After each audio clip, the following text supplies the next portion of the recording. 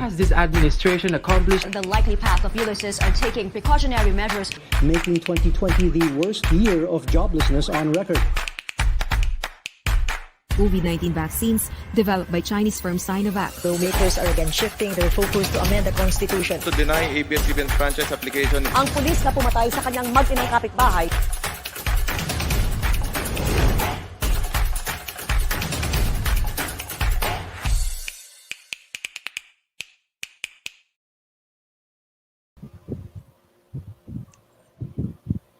Good afternoon. We are live on our Facebook and YouTube accounts. I am Rose B. Guzman. Kasama ko si Sonny Africa, our Executive Director. And this is the IBON Birdtalk, a biannual forum where we share analysis and forecast of the country's key socioeconomic trends as well as political situation. Our Bird Talk at the start of 2020, naalala mo pa, Sonny, and those who attended may recall, was themed beginning of the end. O, di ba? Napaka-prophetic naman natin noon. But you know, we had no idea kung ano yung mangyayari talaga. Back then, we were talking about the economy's growth rate going on a slide 3 years in a row. And sabi natin, this could signal the beginning of the end of the economy's growth episode. So hanggang dun lang no, yung ating tinitingnan. But on a lighter note, we were also arguing whether 2020 was the beginning or the end of a decade. Pero ngayon, no, in any case now, siguro masasabi natin, it appears that we haven't seen nothing yet. And some people are saying that the way to read this year is 2021. And the succeeding year will be 2022. So it's going to be really a decade of 2020. But, you know, pag tinignan natin, 2020 really has been a historic year. Wala sa ating nabubuhay ngayon na umabot sa ganitong klase ng crisis, no? COVID-19 is undeniably the greatest crisis in our lifetime. Our lives have been altered seriously in a big way and at so many levels. Sabi natin, COVID-19 will have grave consequences dun sa individual behaviors and cultures, national and global economies, and even our international relations. Pero sa ating mga Pinoy, no, for us Filipinos, all these happen on top of our pre-existing crisis. Sa totoo lang, we did not come into this pandemic strong, healthy, prosperous, progressive, democratic. Before COVID, we were already in a crisis na ang characteristics niyan is actually only very few families are controlling the economic wealth. And it's a crisis where government is there to maintain this economic order by implementing the harshest neoliberal policies and also to preserve itself and stay in power. And for me personally, what has been the most unimaginable before COVID, na nangyari na during COVID, was how the government, in order to preserve the status quo, has refused to use science and rational thinking to deal with the pandemic and the crisis. In fact, the Duterte administration has even used the pandemic to justify its anti-democratic character in the middle of a pandemic. So yun talaga sa akin, napaka-unimaginable na aabutin natin yung ganong klaseng kaayusan, no? Para sa'yo, Sonny, what has been the most memorable for 2020? Well, the most memorable, of course, is the pandemic. But I think the most important thing was it really shook things up. Parang things were so bad. The crisis was so unprecedented. I mean, people were really compelled to find ways to cope. But I think the most important thing for me, which I can't forget, people started asking, what can we do? And I think that's the most important thing that, you know, it sounds medyo pathetic na looking for a silver lining, but I think being prompted to action, realizing how deep the problems are, I think that's an insight talaga, at least sa akin personally, that was so important. And syempre, I'm hoping, sana, our government, our economic managers, our politicians, hopefully will have the same kind of epiphany. But, okay. We'll see. Okay, we can talk about that more, no? Pero sige, let's watch this.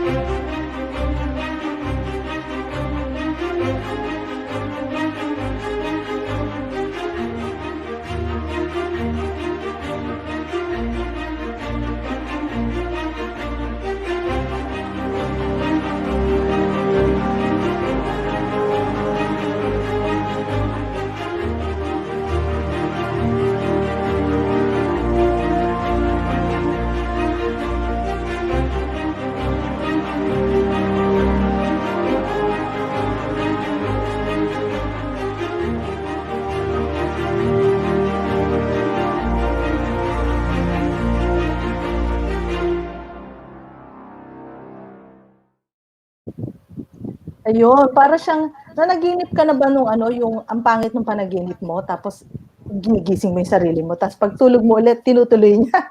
So that's like 2020, parang ganun yung nangyari sa atin. And I also failed to mention, nagka-disaster pa pala tayo towards the end, no? Magpapasko, we went through a lot of disasters at natural hazards na naging disaster because wala talaga ding response even to those disasters. So sabi natin, ano ba to, kailan kaya ito titigil? Tapos I also noticed dun sa end ng video, we were talking about political repression. Before this, before COVID, we were saying there's a culture of impunity, pero in 2020, yung phrase na yun ay napaka-mild pa, no? Napaka-gaan pa kung pakikinggan. Because killings had been really, nangyayari yung killings even during a health crisis. At yung killings na yun are more or less politically motivated. So, Sunny, to start off yung ating discussion, for example, in the briefing paper that we're going to send, no, or we're going to produce, as the main author, project mo that the economy will not go back to its 2019 level at the earliest before 2022. So kung parang sinasabi natin na kung gusto nating marating yung 2019 level ng ating ekonomiya, siguro the latest na yan ay 2022. That's like 2 years from now. So parang ano yun, parang hindi naman standstill yung ating buhay o yung ating kabuhayan, but we are saying, and there is a prognosis from the data themselves, no, that there is going to be an anticipated protracted recovery. So medyo matatagalan talaga. What is the main factor for that? Well, actually, like you mentioned, no, we're talking about disasters. Actually, a lot of the impacts of disasters are man-made. So actually, in a lot of ways, of course, the pandemic hit. Everyone was affected by the pandemic. But I think an important insight, people were affected differently by the pandemic depending on how their governments reacted. So our skepticism for getting a quick recovery is that actually things were weak with the economy coming into the pandemic. I know, diba, parang there's a lot of official denialism and dishonesty happening. And I think because there's so much official distortion of reality, I think parang we're compelled to keep repeating the same thing to counter that propaganda. And I think the reason it's so unlikely for the economy to recover quickly is because even before the pandemic, things were slowing down. The economy was slowing for 3 consecutive years. I think people shouldn't forget that. Even before the pandemic, from about 6.9% growth in 2016, naging 6.8, and then 5.9, then 5.2% in 2019. That was all before the pandemic. And also, it was despite increasing infrastructure spending, which increased from about, I think, 3 to 4% of GDP to over 5% in 2019.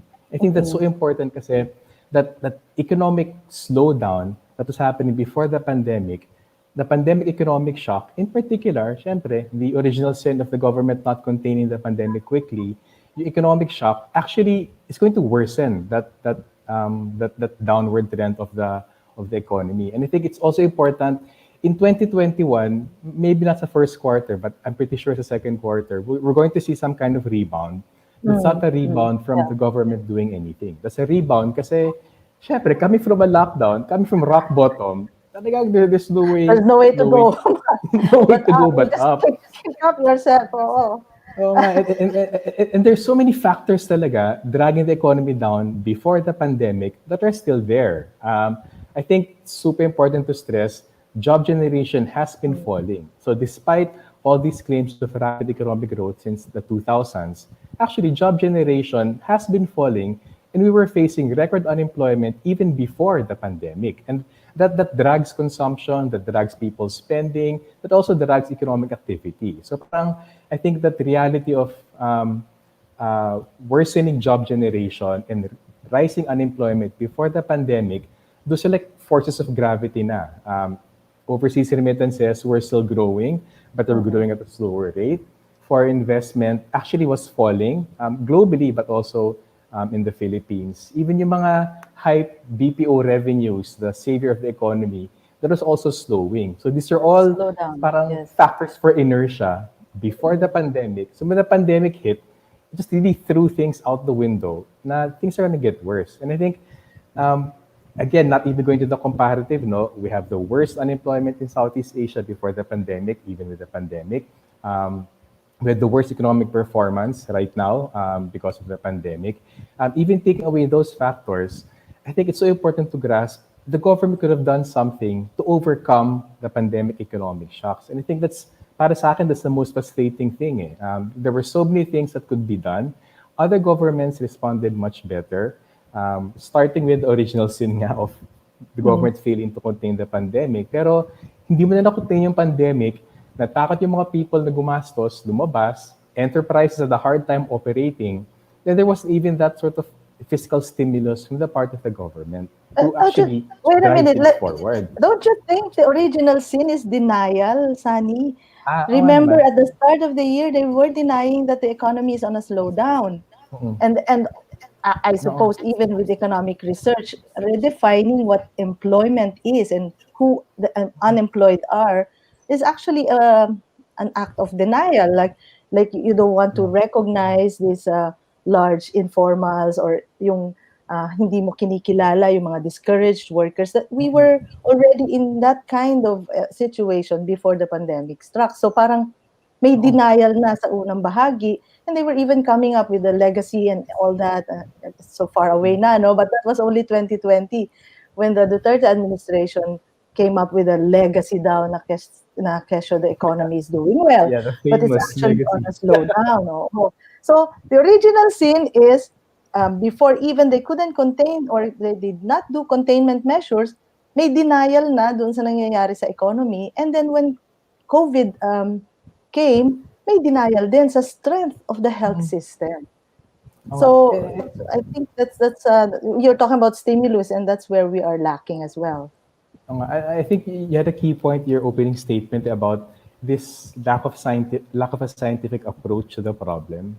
Parang, diba, our kids naman, when they go to grade school, they're taught the scientific method. It starts with getting your facts straight. And it's so disappointing and so disheartening and actually scary. Hindi lang passively disheartening. It's actually scary that you have government systematically across every realm of public policy. I mean, of course, economy, that's so frustrating, but even in terms of our politics, in terms of our international human rights obligations, I mean, to have that sort of pattern of, actually, it's bordering on deceit na nga eh. And I think that sort of self-delusion is the biggest thing stopping us from taking the economic and health measures to survive or to overcome the pandemic.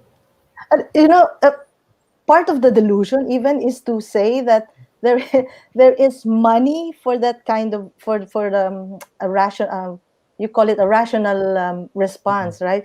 Yung parang may pera tayo for matitinong containment measures, not just containment measures but also to stimulate the economy.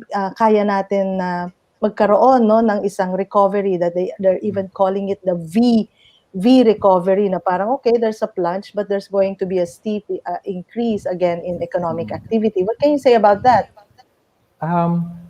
There's going to be a V kasi nga the fact that you've eased the lockdowns, which dragged on for too long, were too harsh. The fact that you eased the lockdowns and hopefully that they ease the quarantines, community quarantines this year, magkaka-V talaga. But I think that's such a critical point.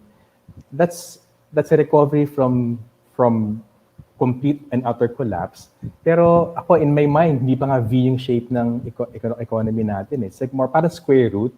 May V ka, pero mag-flatten out yun because the problems even before the dip are still going to be there. And I think, it's just so hard to grasp why the government thinks na if things were bad before the pandemic, with so much in term nga dyan, economic scarring with the pandemic, with even worse unemployment, businesses closing down, people being prevented by out of fear of the pandemic to go out, it's just so amazing that they will insist that, no, after 2020 collapse, we'll have a quick recovery in 2021, where they're not doing anything about it. Tapos, actually, like you mentioned, I think important yung point about the health eh. Kasi I just found out the other day from a news report, even the question of contact tracing. So again, there was denial about the COVID to begin with. May denial din about the need for mass testing. So by May, they did mass testing, pero you have information, but you're not doing anything with it. So yung next step from mass testing, yung contact tracing, that wasn't done properly. So nag-appoint pa nga the mayor of Baguio kasi mahusay siya. Pero it was so revealing na I found out the other day, contact tracers hired in 2020, only one-third, there's only a budget for one-third to be hired in 2021. So that's weird. So sinasabi mo yung mass testing ka, you say you have among the highest mass testing sa Asia, but if you're not using that information for contact tracing, parang 1:7 or 1:1 contacts traced ngayon, compared to the 1:30 or 1:37 yata na ideal, it means you're not actually following through with what should be done after the contact tracing. So hence, the virus continues to spread. And there's a problem there. It's a question of budget. It's a question of how come in 2021, the government knew they hadn't contained the pandemic. Why did they not put a budget immediately to maintain the 50,000 contact tracers? I think 50,000, 15,000 na lang yung budget for contact tracing yun. And yun nga, sa akin, personally, I think it's comes down to tinitipid tayo ng government. I mean, they keep, upholding creditworthiness as the metric of success, economic success. That's so crazy. But if they're refusing to spend, walang mangyayari. If you're not going to spend on the health system, right, in terms of contact tracers, if you're not going to spend in terms of helping people who are sick na hindi sila mahirapan magpagamot, if you're going to spend to boost yung collapsed household incomes of people, square root talaga mangyayari. Alam mo, Sunny, actually, I slightly disagree when you say that they reduce the budget for contact tracers, because when I was looking at one of our data from the 2021 General Appropriations Act, zero talaga yung budget for contact tracing na for 2021. It's not even really simply a decrease. No, it was phased out, wiped out na yung budget for contact tracers. And if you look at the budget right now, as you're saying, na ang spending lang really is to make us look healthy and to make us look credit worthy, pero not for health, not for really enhancing the health system. There's a 63% decrease in the health enhancement facilities program, na sana kung gusto mo talagang magkaroon ng, even sabihin na nating not just quarantine facilities, but where you can conduct your mass vaccination if that's the plan,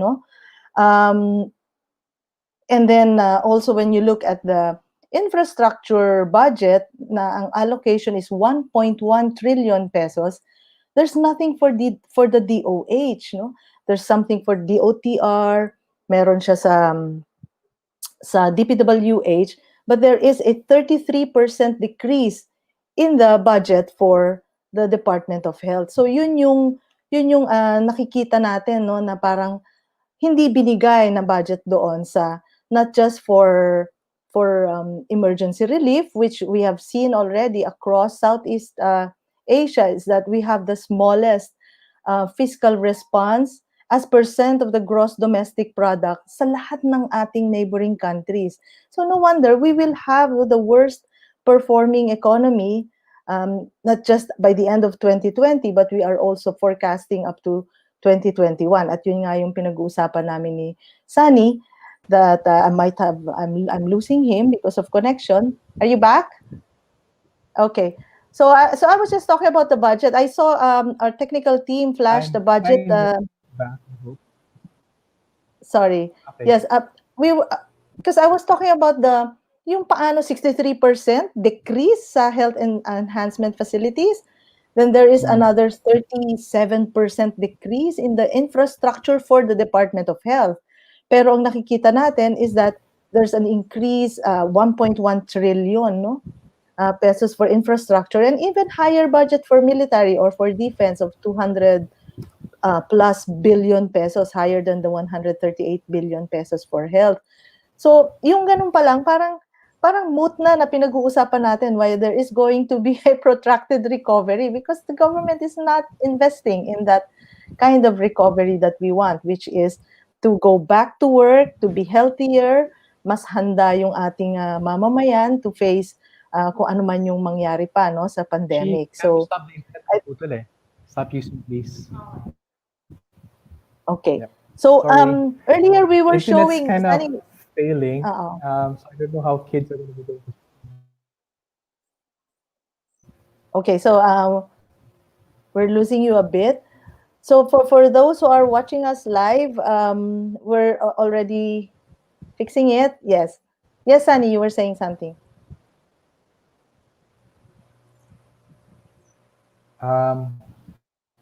Is that working? Am I here? Or We am I can all hear you, alone? yes, but you're okay. Freezing a bit.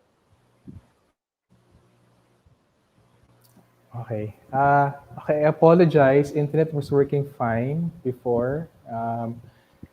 Pero at least from what I picked up, I think that's a key point. If even in the middle of the worst public health crisis we're facing, we're not seeing real increases in the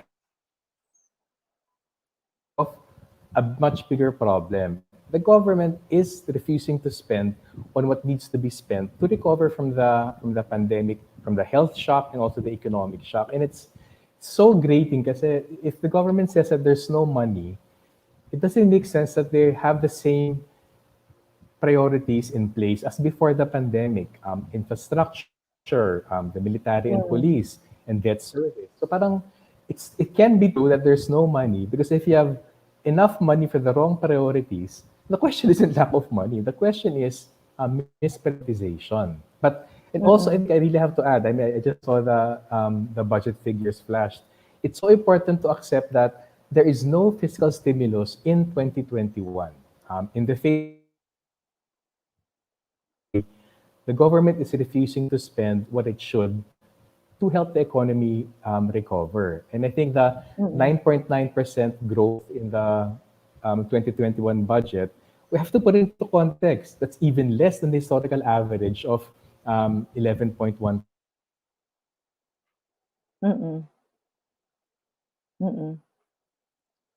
2017. So parang, if you're not spending, you can't expect the economy or the health system to actually improve. Yeah. And I also saw this figure. Please correct me if I'm wrong, that when we started, like in 2020, di ba gano'n naman yun, may budget ka, and then something happened, no? A disaster such as the pandemic. I call it a disaster because response has been really, really unwise or irrational. Or even, it's militaristic, no? It's not even appropriate doon sa nangyaring pandemya. So we have this figure that at the start of the year, 2020, then you look at how much was spent as budget, ang konti lang, di ba? Like, if I remember right, yung figures go, would be like, it was just a 2.5% increase. Tama ba, Sunny? That from the 2020, we started with an amount na budget, tapos nagkasakit yung, isipin mo, isa kang bahay, tapos nagkasakit yung anak mo, ang naidagdag mo lang na spending is about 2.5% increase in the absolute amount of that money. If you look at the planned disbursements, it only increases by 121 billion pesos in 2020 to 4.3 trillion pesos. So that's actually not even 2.5%. It's less than 1%. The 121 billion peso increase in planned disbursements from original is only 0.6% of GDP. So parang, I think it's not a surprise that the economy collapsed so quickly because the government didn't bother spending. Tapos, they roll out all these fantastic figures of government COVID response that's super bloated. And I think, for me, that's the most worrying things about 2020. The government was not telling the truth about its response. It was bloating the response. It was saying it was coming out with these trillion peso figures, but they were double counting what was going to be spent with what was going to be realigned, what was going to be borrowed to finance what was spent. So parang there was that pattern of parang governance by propaganda, and that's not going to work. And if it's all about image, parang performative economics. Ganito pa. Ito yung amount, hindi naman siya bago. So realigned lang siya. Tapos, the Bayanihan 2, ito yung amount, Ito yung ni-release na, hindi naman siya spent. So it's really siguro nga yun na lang yung there's something hindi insensitive is really already a mild term. No? Parang may ano na diyan. I would like to focus on the issue of vaccine. Ito pa isa pa to, no? How do we place the vaccine issue in this perspective of the economic collapse na pinag-uusapan natin? Ano ba yung mga key points to consider? I know yung mamamayan are really scared, no? Alam mo hindi na lang dahil sa history ng vaccine being really there's no correlational evidence even that it works, no? Ang kinatatakot na lang nila kung nasa ang kamay yung mga bakuna na yon at kung sinong magtuturok sa kanila. So how do we place that dun sa perspective ng economy? Okay. I think from the very start, there was a problem with the government's attitude to dealing with the health crisis. Una, they were very locked down and community quarantine obsessed. But beyond that, they're also very vaccine obsessed. Parang the only way to resolve the pandemic is wait for the vaccine. Of course, problema yun because it's going to take time for the vaccine to come. It's going to be competing for finite vaccines in the world. And then it's going to take time to actually inject people. Lalo na if you have these people scared of because of the Dingvaxia crisis, controversy and all of that. So para sa akin, again, the vaccine problem is in a microcosm actually shows the problem with the government's pandemic response. Mainly because they were so chaotic. So ito na nga yung among their many magic bullets for solving crisis, ito na nga yung pinaka-magic bullet nila for solving the crisis. Pero from the very start of simply procuring it properly, hindi nila nagagawa yon. In terms of prioritizing who receives it, they violated it themselves with the PSG coming in to get vaccinated first. Tapos even having the budget for the vaccinators, it's actually even up in the air right now. And even the vaccine, they only allotted actually 2.5 billion in terms of in the GAA for the vaccine. In the budget, balance pa nun, maghahalongkat pa sila, utang pa sila, kukuha pa ng money from the GFIs. Parang, teka, if it's so easy for you to spend 1.1 billion for infrastructure, for the biggest public health crisis in the Philippine history, gagawin pang contingent on actually borrowing more. So parang may stumbling block doon in terms of, again, not wanting to spend for what needs to be spent on. Tapos even when they are implementing their vaccine obsession, it was so chaotic and anarchic. And I think sobrang inequitable. So one of the pandemic's insights was how inequitable society is in terms of sino makakapag-distancing, sinong maka-afford na hindi pumasok sa trabaho, sino maka-afford na hindi mababayaran, sino maka-afford ng comfortable homes para they can ride out. They actually reinforcing and worsening that inequity. And for me, a good example of worsening inequity with the chaos is letting LGUs come into the picture. I mean, it's completely understandable that they don't trust the national government, pero it's a public health crisis. As a national problem, it's not solved by kanya-kanya. And if anything, that kanya-kanya effort pa is worsening inequity sa atin. And, we did some quick number crunching naman doon. And it's so amazing that there's a clear inverse correlation. The poorest cities and municipalities aren't getting any vaccines. It's the richest cities and municipalities able to get the vaccine. And again, it just highlights the inequity, but also it highlights yung irrationality ng approach ng national government to solving the pandemic. Sunny, 4 days ago, the finance department came up with a press release. Sabi niya ganon, okay, we will need 82.5 billion. The DOF is saying. We already have the press release of the finance department itself. We already have 75 billion pesos in place. And then they put the phrase in place in quotes. Sabi ko, ba't ganun? Pati sarili nyo niloloko nyo. So in place means, yes, you're right. There's 2.5 in the GAA 2021 budget. There's another 10 billion that they will realign from Bayanihan too. So we now just need about 70 billion pesos. Where will you get that? And that's the DOF becomes straightforward. Sabi niya, we will borrow that amount. So there's wala talagang budget for vaccine. And the 12.5, which I mentioned, hindi tayo mapupunta sa bakuna. Mapupunta siya dun sa ancillary materials and equipment. At yung 70 billion ay ipag-aano pa niya yun, ipangungutang pa niya. And there's already in the pipeline daw 39 billion from the World Bank and the ADB. That is where the LGUs come in. Sabi ng national government, okay, we can only vaccinate 55% of the population because you will not vaccinate 18 years old and below. But then again, yung 70 million, bali ang matitira dyan na adults, hindi lahat yan ay mako-cover. Tapos, when you try to compute yung 70 billion pesos na ipangungutang, doon sa target niya na 55%, kulang yon. I mean, if we are going for AstraZeneca, siguro sasapat siya. Pero not even that, ay hindi na-assure. Kasi nga, walang facilities where you can be vaccinated and come back after the longest would be after 4 months. So, yung ganong pinasa nilang lahat sa LGU. Now, we shouldn't be surprised because it's a devolved health system. The public health system is privatized, so nakaasa sila sa private corporations, the big pharma, but at the same time, nakaasa siya sa LGU. So, I think we have, our technical team is informing us that we have, do we have that LGU vaccine slides? If not, really, sinasabi mo nga ay doon sa ating pagkukutkot, yung lowest poverty incidence, municipalities and cities, sila pa yung nauunang bumili.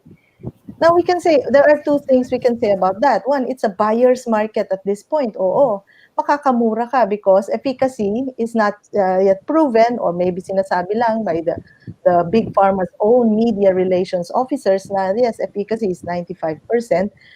Pero yung pangalawang dyan, which makes me really very negative person, is that this is patronage politics, no? Hindi ko ma-list sa isip ko na, 2022 is upcoming. Siyempre, vaccine will be a popular issue, lalo na sa mamamayan who would want to be assured na siya ay hindi magkakasakit.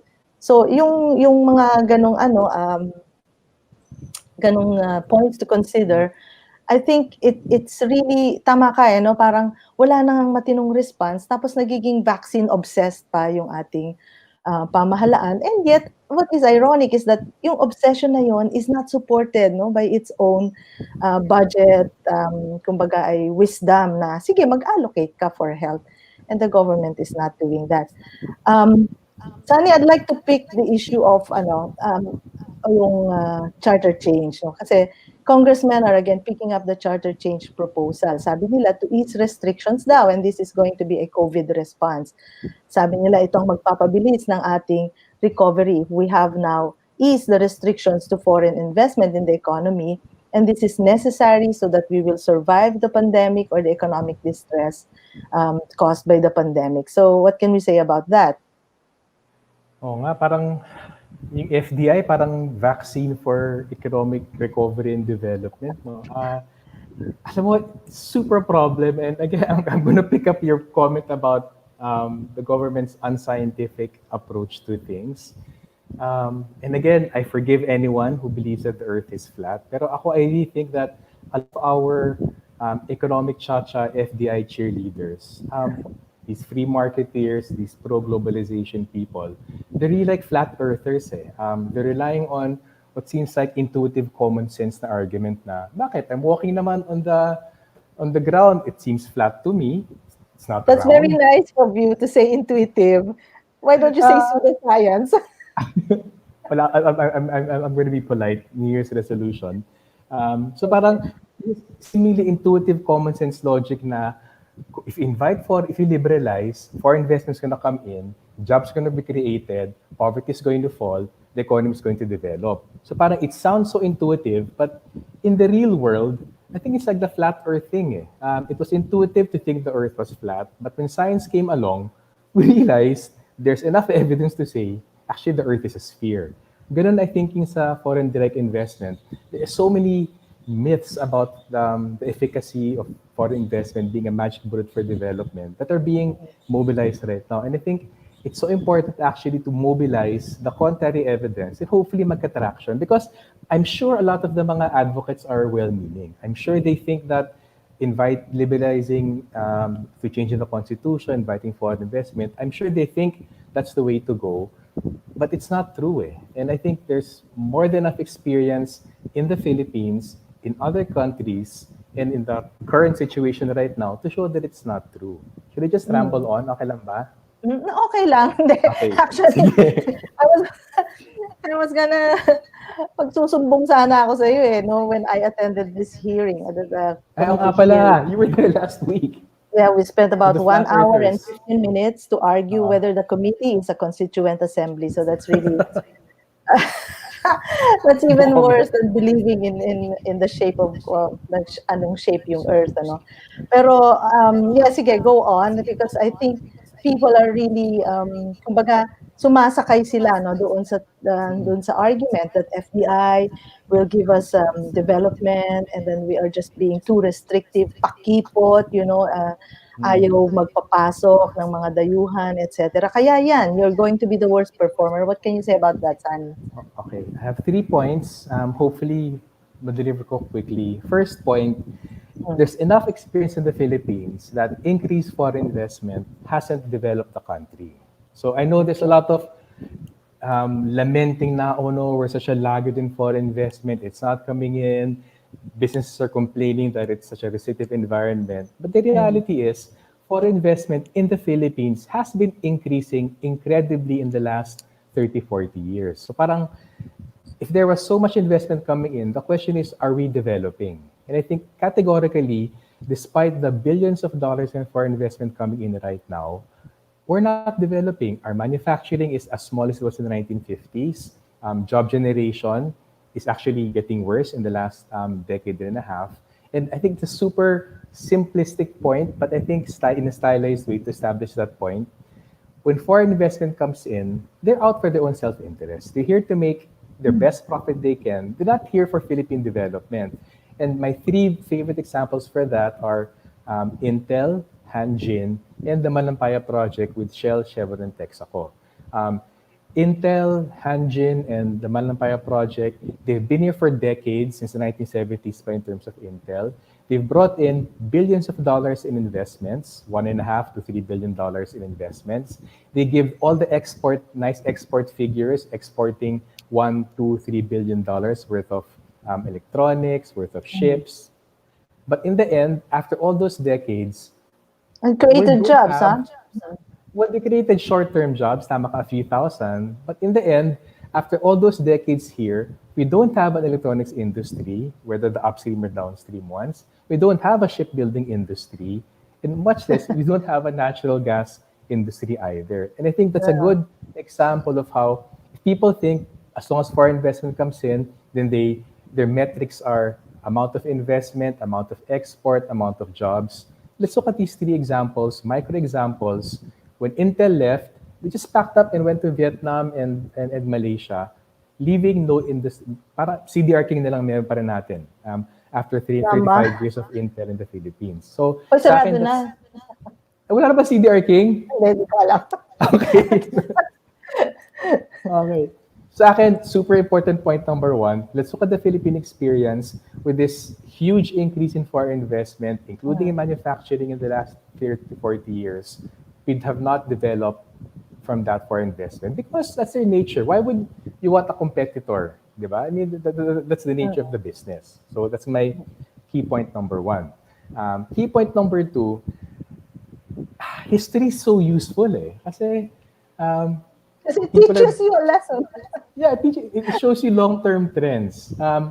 Which they don't learn. Well, we should be learning. Ako, optimistic, 2021, bagong taon. Important key point number 2. South Korea and Taiwan, actually, they're the last newly industrialized countries in the world has ever seen. Diba? Yung mga things like Malaysia and Thailand, sinasabi nag-industrialize sila, but they're not really counted as developed countries yet. So actually, our marker for development, industrialization in the age of globalization, actually South Korea and Taiwan. And South Korea and Taiwan, they really developed in the 1970s and 1980s. But the chart shows here, if you look at the blue bits there, Yes. super important point. At the fastest times of economic growth and industrialization of South Korea and Taiwan, they had less foreign investment than the Philippines does today. So Yeah. that's so straightforward. Parang anyone who says na you need foreign investment to develop, nakatingala tayo sa South Korea, Taiwan, hindi lang sa BTS or whatever, but these countries, these two economies, they had less foreign investment in their times of most rapid growth industrialization than the Philippines does today. And I think that's such an important point kasi anyone who's lamenting na we need more foreign investment, actually, we have more foreign investment in the Philippines now, in relative terms, in terms of GDP, than South Korea and Taiwan did in the 1970s and the 1980s. So parang sana these mga flat earthers realize, okay, foreign investment isn't necessary for development. South There is Korea no and Taiwan didn't correlation. rely on that. And it's not sufficient because we have so much investment in the last decade and a half, but we're still so underdeveloped and unindustrialized. So sa akin, that should drive the point home na all these people, gushing about the magic bullet of foreign investment. It's not true. And again, these last two nicks, I think, are an excellent example of that. Well, let me cut you there before you China, say your third maraming point. foreign investment. So this would Yes. Go. Sorry, go. Okay, Sunny. Oops. I was looking at kasi meron yung gross capital formation siguro yung the second batch of di ba? So that means how these countries used FDI or as percent of their capital formation. Makikita natin na nung sila ay talagang rapid yung kanilang development, they were using as percent of capital formation, napakaliit lang nung FDI at nung develop na sila, doon lang siya nagkakaroon ng malaking part yung foreign investment, and also with the GDP. Going back to what you're saying, that eto yung may mga ganitong data which sometimes they don't really ignore those data, but minsan kasi yung data na yon hindi niya sinasabi sa atin that they became NICs because they regulated their investments. Nagkaroon sila they put in place some regulation, and which probably will bring you to your third point, na hindi siya necessarily restrictive. Like China, nakita ko yung China, ang laki na rin naman ng percent ng FDI na sa GDP niya at saka sa kanyang capital formation at this time nung kanyang history. Pero sinasabi pa rin ng maraming bansa na napaka-restrictive niya. And sometimes they use the word restrictions interchangeably with the word protection on one hand, and also interchanging it with the word regulation.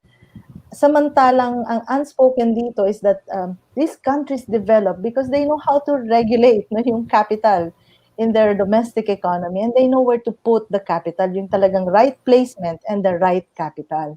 I guess yun yung hindi sasabihin din sa atin ng mga statistics, or not even our lawmakers or government. So, okay, third point.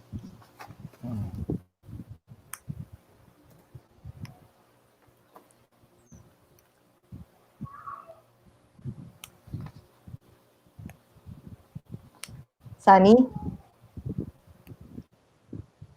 I can kind of hear you, but actually not really. I don't know. You're losing me? So you were saying that yung non-development experience natin, even with a large FDI. Then the second point is, the NIC, South Korea and Taiwan, kumbaga, mahusay na example, because we started sa same, somehow, social formation. Unlike Vietnam, they really had this strong socialist regulation, or not even can compare with China, because there's a socialist revolution that happened in China before this. So, compare na lang natin with, you were saying, South Korea and Taiwan. So, hindi prove that, in fact, during their development stage, ang konti lang ng FDI as percentage of capital formation and GDP.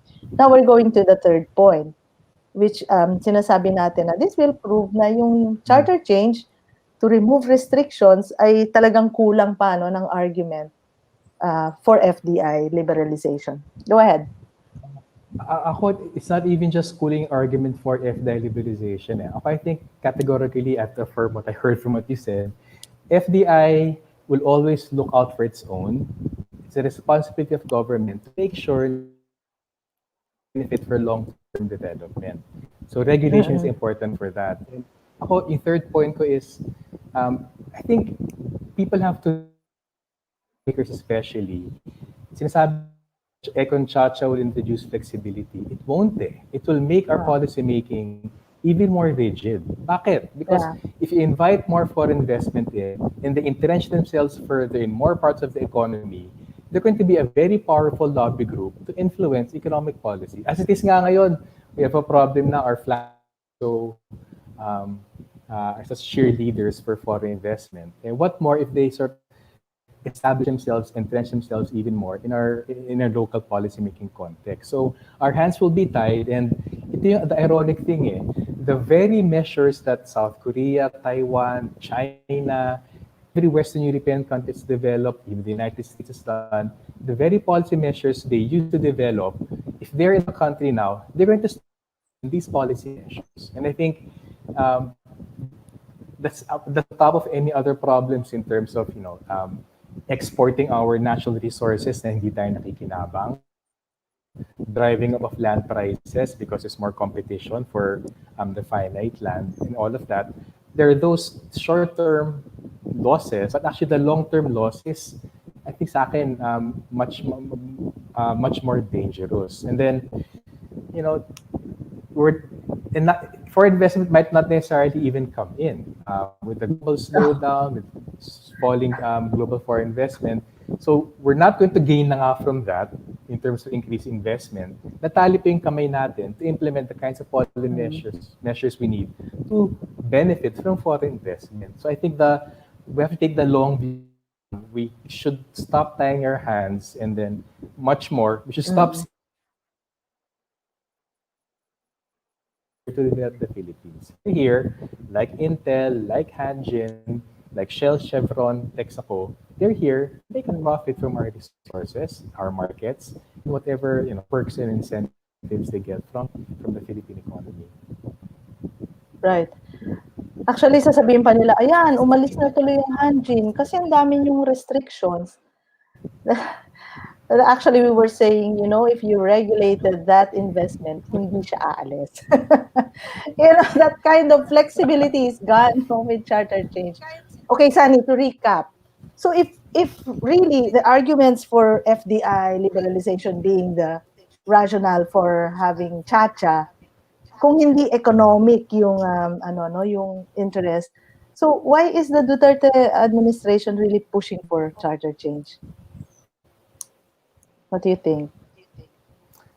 I think I blacked out for a few seconds. I don't. I'm so sorry.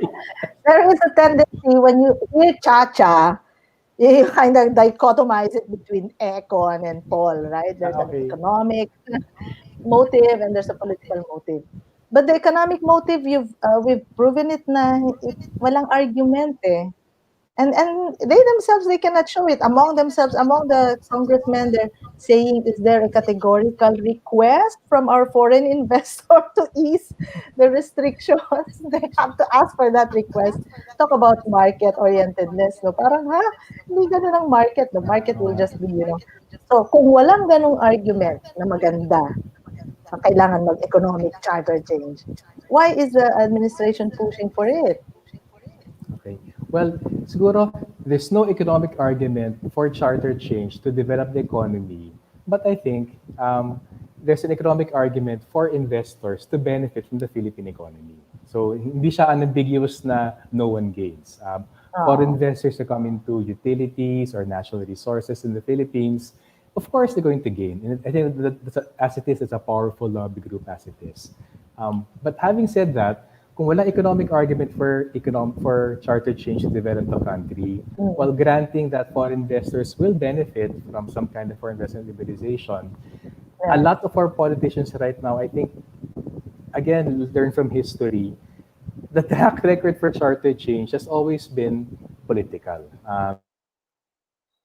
seeking term extensions from the time pa to ni Estrada through to former President Arroyo, repeated efforts at the time. Motive Even under component President Aquino. to extend their terms. And I think, Yeah.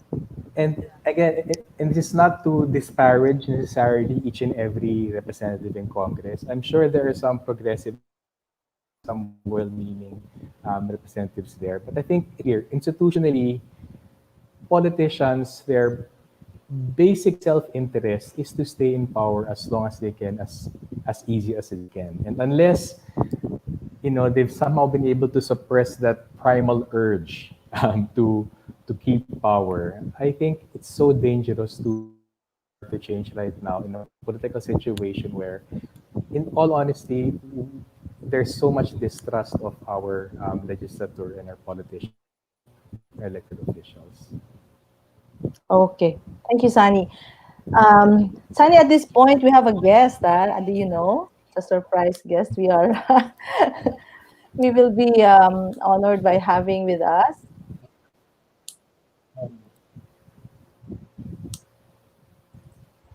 Well, Sunny? yeah. Alam mo, there's so many new things I enjoy. One of the things I'm enjoying, not the choppy internet, for the first time to actually be able to invite someone who's in the past has been inviting IBON. So we invited one of the most hardworking and definitely most respected business journalists in the country right now. So happy to ANC's Michelle Ong to join us for the conversation. See, Michelle, she's much more wired into the market corporations than IBON will ever be. So Miss Michelle has any gossip for us today, I think it's going to be very welcome. But I'd like to welcome Michelle Ong. Hi, Thank Mimi. you. Hi. Good afternoon. Thank you so much for having me. What an honor to be invited by IBON. I know how critical the group is. Not critical, but you tend to question many things, which I think is the right thing. You don't accept data hook, line, and sinker. So as citizens, I think we should also be asking questions after the government released its press release. So very quickly, I want to start with a reaction to the banter that you guys had before I go to my questions. I have a few questions kasi. Just a reaction. So yun, I really like how IBON questions the data. Na parang you don't just take data face value, but you compare it and then you call out government when you feel there's deception in the presentation of data. I like how earlier you said the original sin was not really just, not setting up an effective COVID response, but to be in denial in the first place. Because I think we all saw it at the start. Parang even the government had so many statements. Do we need to quarantine? We don't need to quarantine. Do we need to trace? And these conflicting statements were coming from IATF members, including the health secretary himself. So I think ang laking impact nun to the public. Just one note, if for the future, recommendation lang, sana we can include more high-frequency data. Kasi we talked about kanina, the fiscal side, the budget, the stimulus. These are usually things you already hear in the news. These are things we report on. Sana in the future, maybe we can add parang data on mobility, on traffic, yung mga day-to-day things like information we can get from credit card companies. How are Filipino consumers engaging or disengaging? Because I think that spells a lot of, parang it puts color. Kasi right now, when you look at the government data, they're so black and white. And while IBON tries to make sense of them, iba pa rin yung na-flesh out na, okay, the slow growth can be seen this way. In SM, the foot traffic is down this much. So parang it is a different dimension and mas ma-appreciate din ng ordinary Filipino who are watching us. The Filipino consumer is a very interesting personality today kasi makikita mo nagbabago talaga. Some of us have there's something they call the revenge spending. So are we like China where the rich are spending more, or have we started to hold back? And malls have started to say to their tenants, I know of a big mall because we cover them, but we're not allowed to say the name. They're saying foot traffic is back to normal. Foot traffic is back to normal. And when we reported it, a big brand who we cannot name called my attention and say, did you check their numbers? Why are they saying foot traffic is going back to normal? Our sales are down. Does it mean that the same number of people are buying twice as much? And then they were saying, there are so many nuances to this story. Why are these malls saying that? Because they want to go back to pre-COVID-19 rents. So parang this story goes beyond the headline numbers, really. It's about the businesses, how they're coping, and a lot of them are struggling. I know of so many entrepreneurs who didn't make it through 2020. They just finished 2020 and then they closed 2021. Here's one. This is openly in the news. The Topshop Group, the warehouse group, medyo higher, not high end, but above average kind of brand. They decided to close all of their physical stores, and decided to just do online. Why? Yeah. What are they seeing? Because they don't think it's coming back. And if it does come back, it's not gonna come back soon enough. So feeling nila, malulunod sila bago pa dumating yung return of consumers, the return of the optimism. So maybe those stories would be nice to add.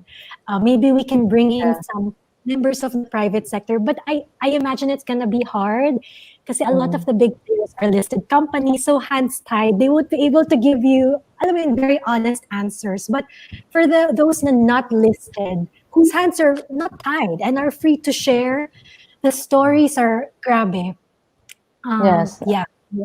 So I agree. I agree with the consumer attitude. But yes, you're right. There is a lack of official survey on consumer welfare and consumer attitudes, even on mobility, whether this is foot traffic in trade or traffic or transportation, even, no? Because people really have been restricted to go out, but at the same time, yung go out na yon is go out to buy or go out to work. Walang official data and we would also like to that.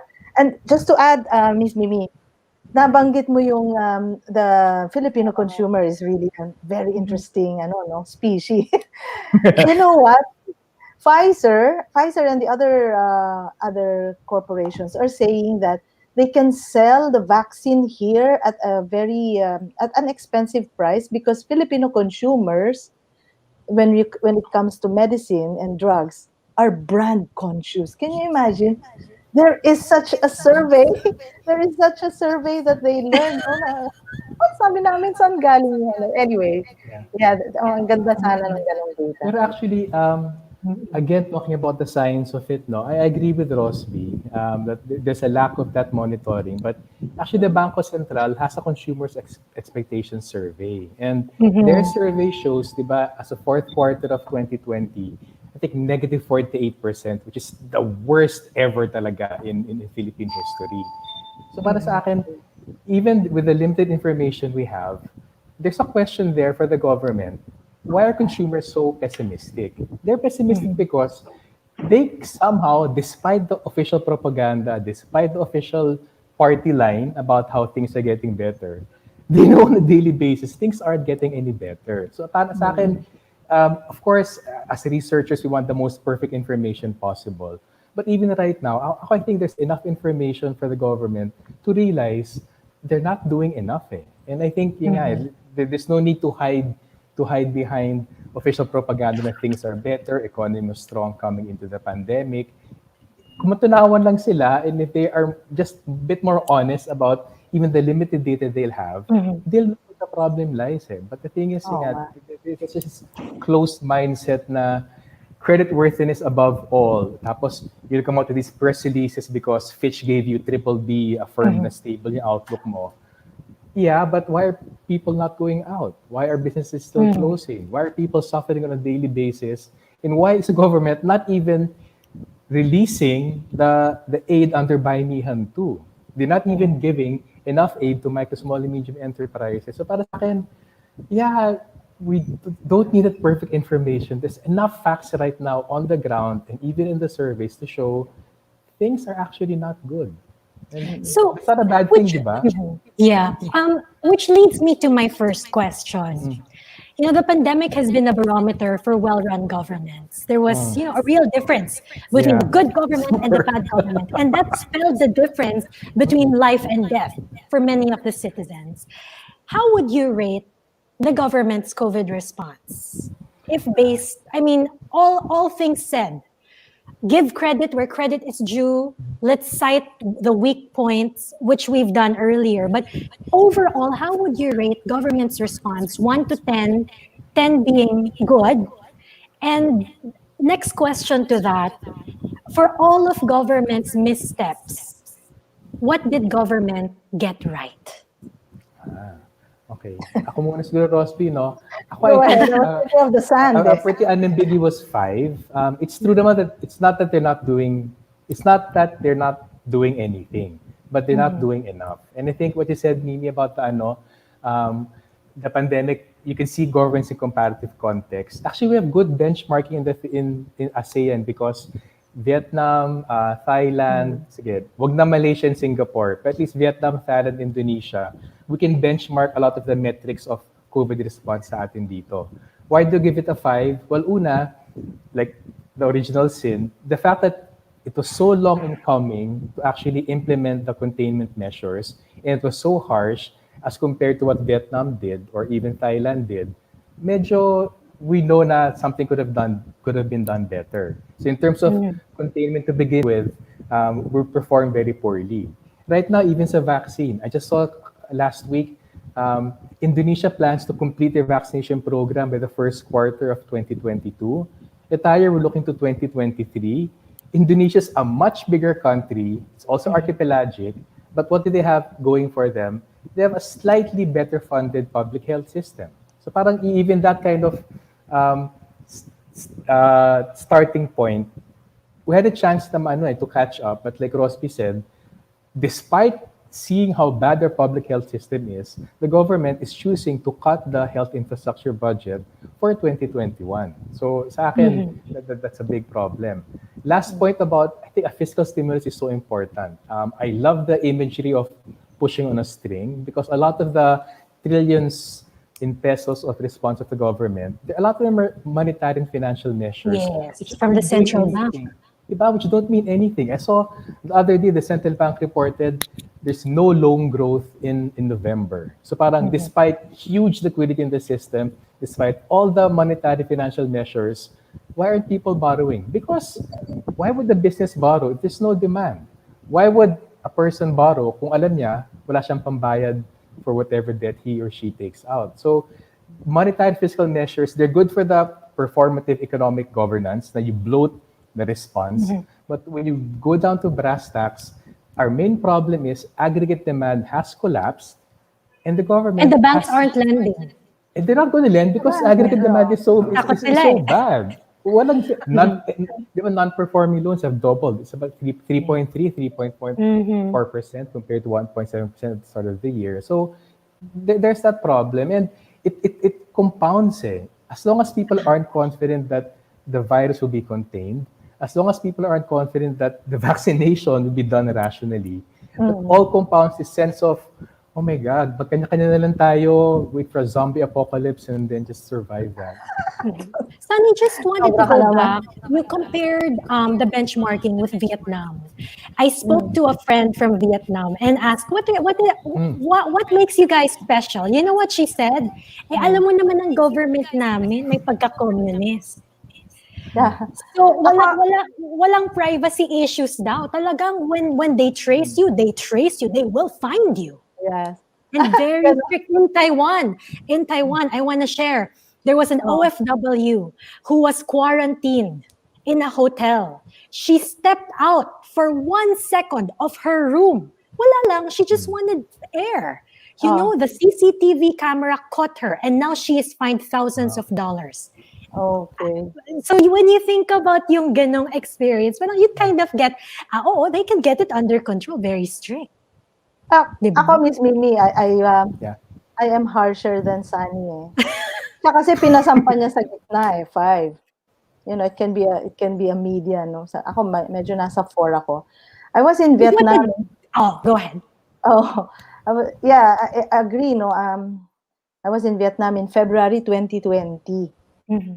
Ano na noon, height na, November nag-break out na sa Wuhan, etc. So they were already doing the protocols. Mask na siya, tapos hand washing. Pero ongoing pa rin yan ng tourism, etc. Tapos kapag ka may isang barangay, tawagin ko na lang na barangay, na meron ng COVID case, that community is quarantined. And quarantine means, naka-lockdown, pero yung barangay lang na yon, but not the whole of Vietnam. And then yung mga nakatira, those who are living, the workers who are living in that community, dinideliver sa kanila yung social amelioration. The emergency relief to the tune of, I was talking to a Filipino in Vietnam, to the tune of 500 pesos a day. Per person? Per person. So yun na yung dinideliver ng kanilang local government as yung salary na nawala niya for not being able to get out of the community. So I think, since we're looking back, kaya ako binigyan ng 4 sa response yung ating government as failing talaga siya. It's a failure talaga siya. Kasi una, we made a computation, if you will extend, this is now the longest lockdown in the world, or maybe next to Nepal, I don't know. Pero being under GCQ is still being under restrictions, di ba? Pagka kinompute natin kahit hanggang November lang, the social amelioration program given to us would amount to just about 8 pesos. Kung in-stretch natin yan. At yung sinasabi ni Sunny, may inallocate which is very small, tapos in-stretch mo pa yon, ang tagal pa sumunod yung second tranche, third tranche, etc. Which is really very not just insensitive, pero na siya talagang nakakamatay siya, no? Even before you really get infected with the disease. Tapos, the question about surveys, alam naman ng government that the majority ay mga informal workers or mga workers that not really meeting the minimum wage. Alam naman niya that the majority ay micro and small and medium enterprises. But the stimulus, no, para magkaroon talaga ng stimulus sa demand at magkaroon ng gana yung business is not even being given doon sa mga alam natin na much affected. So, doon pa lang, 4 ako. And I would like to liken yung ating government dun sa history ng vaccine. Nagmumukha na akong anti-vaxxer dito. Pero, for example, 100 years of tuberculosis. So many of our katipuneros died of tuberculosis. Pero yung pagbagsak ng population na infected ng tuberculosis really went down, no, from let's say 4,000 per 100 million, inabot na lang niya 800 na katao na nakokontract niya yung sakit without any medical intervention, without any vaccine. So, ibig sabihin, just like our government, bumababa di umano yung infection rate natin, o bumabagal, o nagpa-flatten di umano yung ating curve, but that doesn't have anything to do with government. It has something to do with our individual and personal discipline. I-attribute natin yan sa mamamayan who learned how to wash their hands, how to do physical distancing. So it's all our effort. So kung bibigyan ko, ako na lang bigyan ko ng 10. Rosby, just one quick question. Ayan, Sunny, I think, is back with us. So Sunny and Rosby, for all of, well, clearly, may problema sa pagpapatakbo ng COVID response. And I think it's too much naman to expect 100% perfect response from any government. So it's not just our government na nagsistruggle, but all governments around the world. Some are doing better than others. Do you think the way the handling of the COVID-19, for better or worse, has something to do with our appreciation for science? Yeah. Science was brought up earlier. We don't use science. Parang na-echapuera. Considering it's a health crisis, it's a pandemic, we don't see the scientists run the show. Parang it's still politicians running the show. Do you think it boils down to we don't have technocrats there in leadership roles to lead us during a trying time like this? We don't have scientists in the high positions calling the shots. We don't have engineers who are very good in management up there. What do we have? We have politicians, we have some military men, ex-military men calling the shots. Do you think, Yun, do you think there's something wrong with that? Or it's fine? Yes, I agree. Doon na lang sa yung Sonny mentioned earlier na yung Indonesia larger sa atin. But then again, and of course the highest cases, number of cases, pero talagang nakaagapay, naka-cope yung kanyang government. I think another unspoken there is that Indonesia has supported its own manufacturing of pharmaceuticals. And that would include really a public investment in not just manufacturing, but in the science of medicine, drugs, yung kung paano ba mag-concoct ng mga tamang drugs for public health. And their government has supported that, yung kanilang biofarm, yun ang tawag nila, which is a national industry. The same with India, which has a nationalized pharmaceutical industry. Yung Pilipinas kasi, bukod sa wala siyang mga nationalized industries even to deal with to produce its own face mask or its own personal protective equipment, bukod doon is sinantabi niya talaga yung support sa ating mga scientists, and in fact many of our scientists are going abroad para lang makapag-practice sila ng kanilang natutunan and contributing substantially to other countries' economies and other countries' public health system.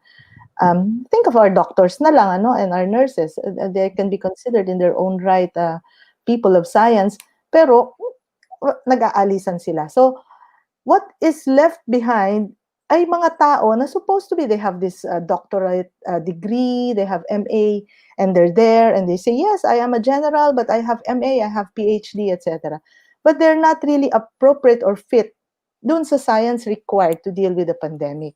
So, for example, if I am assigned sa PhilHealth and my background is military, PhilHealth, for example, would need an actuarial. Ibig sabihin, meron siyang knowledge of how to compute kung paano nga ba niya mapapagana yung mga premiums na yan nang hindi na agrabyado yung mamamayan, but at the same time, government is gaining from insurance. Yung ganon, walang ganong knowledge.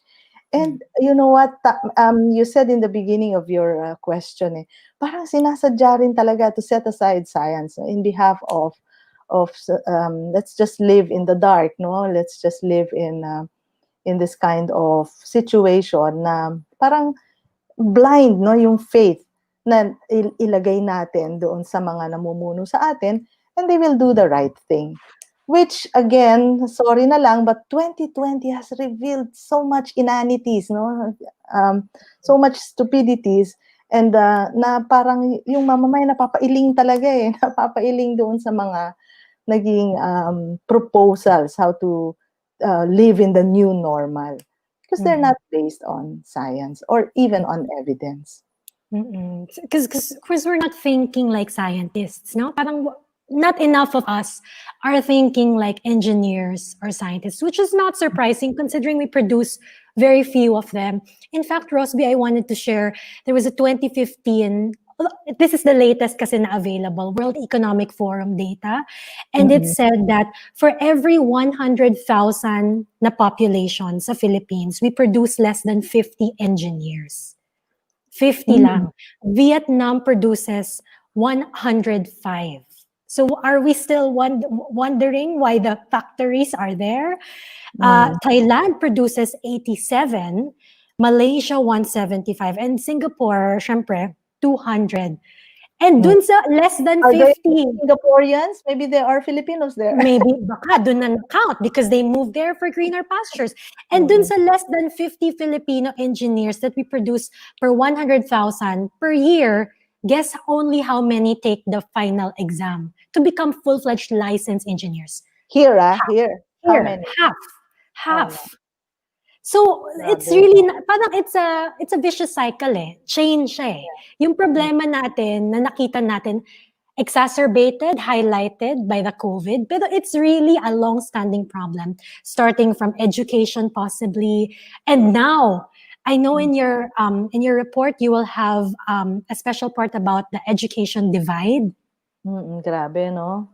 So Yeah. lalo pang lalaki yung gap na yun. So that's one at least. And I guess I want to move on to my next question. I'm not sure if makakasama pa si Sonny, but okay, but Trying to do the LAN connection anyway. Okay. so they have a thing called the pandemic partition. Na parang you guys mentioned it earlier, this pandemic, parang we're all in the same storm but we're in different boats. This pandemic will hit you differently from the next person. So yun nga, parang it's the divide, the income inequality.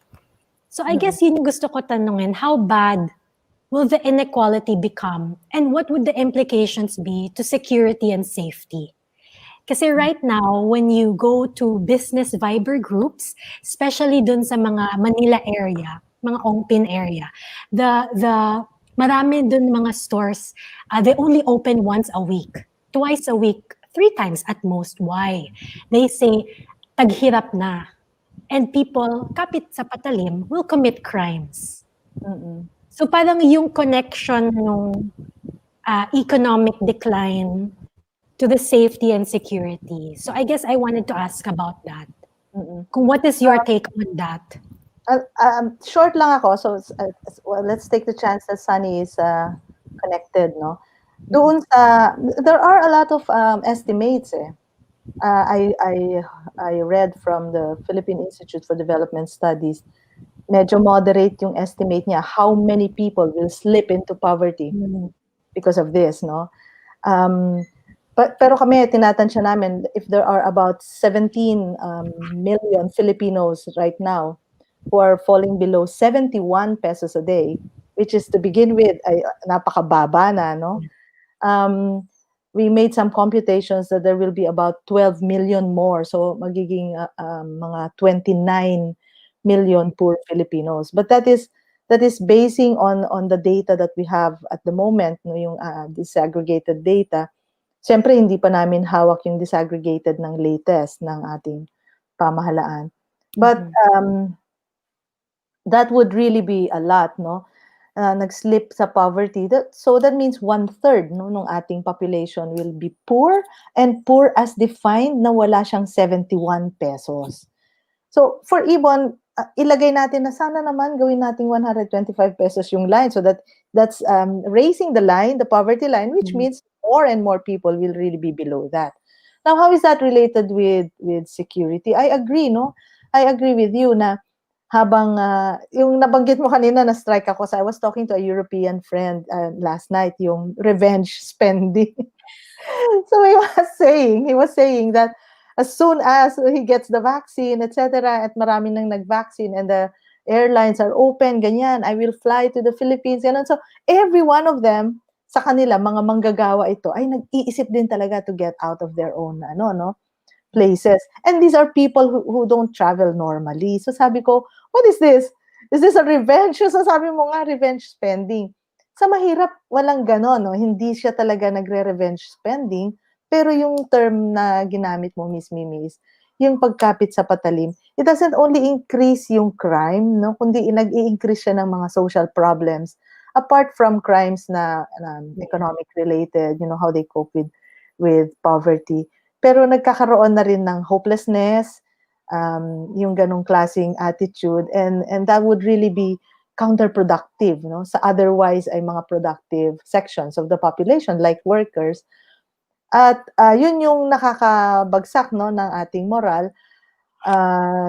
Kaya natin sinasabi lagi na response should be official. There should really be a government sitting there who can take care of us. Kasi dadating tayo sa ganung point. Mhm. And all of this, the challenges, the right things that the government has also done, how will this affect, you think, 2022? It's an 2022 election is year. an election year. Next Um, year, by October this year, filing of certificates of candidacy na. well, the thing I Ano, read, what the verdict? Kasi ang oh, tao ang magde-decide whether they do you mm, think that the the election will be the how do you call it, the accurate expression of whether the Filipinos are satisfied or not satisfied with government response? yeah. Well, okay, pre-pandemic, I give you back the question. Pre-pandemic, do you think the 2019 results reflect the people's pulse? Well, anyway, okay, so bygone. 2019 elections uh, was really the most incredible for me. I mean, in my lifetime, that's the Midterm most. elections to, no? And then Yes. you look now at our leaders and lawmakers, and you just try to think, why did they end up there? No? But anyway, okay. So moving on to You're 2020. giving away too much, huh? You know, the latest news I read was that there is already a proposal for 2022 budget. Have you heard of that? I Five think I've come across that. 5 trillion pesos. From this year's 4.5. Yes, Okay. unprecedented. So that's the election war chest. Uh, and yes, whoever is sitting there in administration will have a hand in this budget. At alam naman natin, the incumbent will have an advantage. But 5 trillion pesos, that's really a lot. And that is already at the time that government is saying that we will be over the pandemic. So clearly the government is budgeting not for COVID, but budgeting for its how it sets its sights on 2022. Okay, so how will this affect that? You're asking in the sense that the exercise will be democratic. Yun naman yung positive na nung tanong. Yes, it's going to be an interesting election that people, I'm sure, will have a clearer perspective on what is important ba when it comes to electing your officers, the highest office in the land, etc., etc. Pero as Sunny said, and who's still trying to join us earlier about charter change, ang sinasabi naman niya, sa kasaysayan naman ng charter change, it's really about staying in power. It's really about, I put it simply, there he is. Yes. Welcome back. Diyan ka lang, huwag ka nang aalis dyan. Ako ganito ko lang simplistically sinasabi, sige na nga, mga dayuhan, magnegosyo na kayo dito. Basta ako pa rin ng nakaupo. So that's about charter change. Okay, so Sunny, the question is, I will repeat to you, yung lahat ng ating mga discussions, which you missed, how will this affect 2022? I think, or maybe Miss Mimi can explain it more. Yeah, the election. If you think na we will finally hear the Filipino people, whether they're satisfied or not with government's handling. Oh no. Why? Okay. I've heard snippets of the conversation and I'm lost. I apologize. I thought I'm in an okay place. For what I was able to pick up, I think I want to connect the last question you heard from me about inequality implications until what happens in 2022. I think a big reason why the government is so insidious about its propaganda, it's because it knows that people are going to go against it. It's working so hard to create this image that things aren't so bad, that they're doing everything they can. I saw this absurd survey result about presidential spokesperson Harry Roque getting very high ratings despite inconsistencies, despite untruths coming from him. I think that's all part of the whole approach of government to 2022. I think in its heart of hearts, it knows it's not handling the pandemic properly. I think it knows in its heart of hearts the economy is very bad.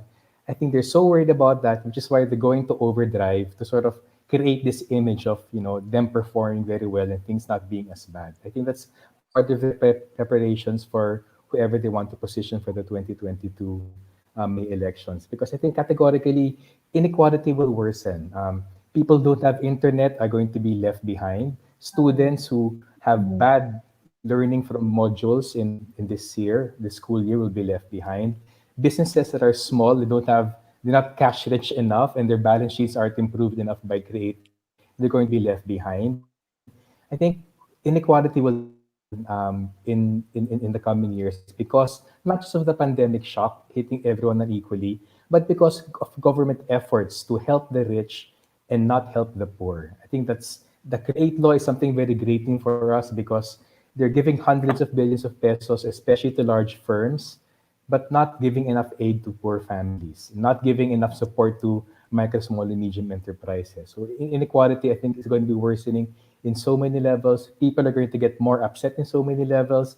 If they're not fooled by the propaganda of government, they're going to be attacked. They're going to be vilified. They're going to be red tagged like IBON. They're going to be, the government's going to come down hard on them, again, to make sure that things are hunky-dory for them come the May 2022 elections. Sunny, I'm just gonna play devil's advocate here. When you said that government helps the rich, it's the companies that talagang the benefits of these private companies that government is bent on giving versus helping the poor. Isn't that too much, considering that during the pandemic, the private sector did step up? When you talk to the big businesses, parang the sentiment is nowhere else in the world inexpect yung private sector to take up so much of the cudgel. Na parang a lot of the workers did not really get aid from government, but they were given help by the private companies. It was these private companies who continued to support them. Even when you talk about the vaccination, when the private sector imports, buy two, get one, diba? It's 1:1. I buy one, I need to donate one to government. Ayan na naman. Private sector steps up again. Is it fair to say that government, na parang the private sector just benefits? Or the private sector does benefit, but yes. Yeah, I actually want to clarify. I think the private sector is doing their best given the conditions. And I think it's when the pandemic broke out, the first ones on the ground were actually corporations with their big relief efforts, even for the calamity. So I want that's just a good question to clarify. We're not saying anything against private sector efforts, especially to try to do something given their limited capacity. But our problem is, in terms of the government response, they're not doing enough to help the poor. They're not giving enough cash subsidies to the poor. They're not ensuring that vaccinations will reach the poorest. They're not doing enough to actually help our micro, small, and medium enterprises. And the numbers are there about so much claim to be support for micro, small, and medium enterprises, but they're not actually receiving that. The Bayanihan too, there was not much transparency with implementation, but at least from the reports we saw, only a handful of micro, small, and medium enterprises were actually helped. In contrast, I think with the Create law, I think that's a big problem. There's definitely going to be a revenue loss. Most of the additional pocketing of income tax payments will go to large firms, even with the staggered implementation of it. At the end of the day, it's going to be a certain revenue loss for the government, certain income gains for the big corporations especially, but at the same time, there's not going to be support for the poor. And I think, again, that's nothing to do with the government, with the private sector. It's the government's choice. The government can choose to allocate resources better. The government can choose to implement a wealth tax. For us, it's unconscionable that there's 4.1 trillion in wealth in the 50 richest Filipinos, but they're scrambling around to borrow 70 billion pesos for a vaccine. So that doesn't make sense. And I think that should be one core insight we pick up from the pandemic.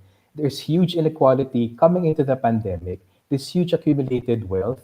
Yes, we welcome any help from the private sector, but at the end of the day, the government has to step in to make sure that there's a redistribution and financing of what needs to be done. And that's where I think our problem really lies. It's a government problem, not really a private sector problem in that regard. Point well taken. I think they're asking us to start wrapping up, but I want to wrap up with a very quick fast talk round. So your top of mind answers, maybe one line at the most per question. So medyo mga halo-halong topics related to the economy din naman. So it's for I go Rosby first, and for yeah. Sunny. Okay, Okay. pero ano, so Rosby and then Sunny. I ask a question, Rosby and Sunny.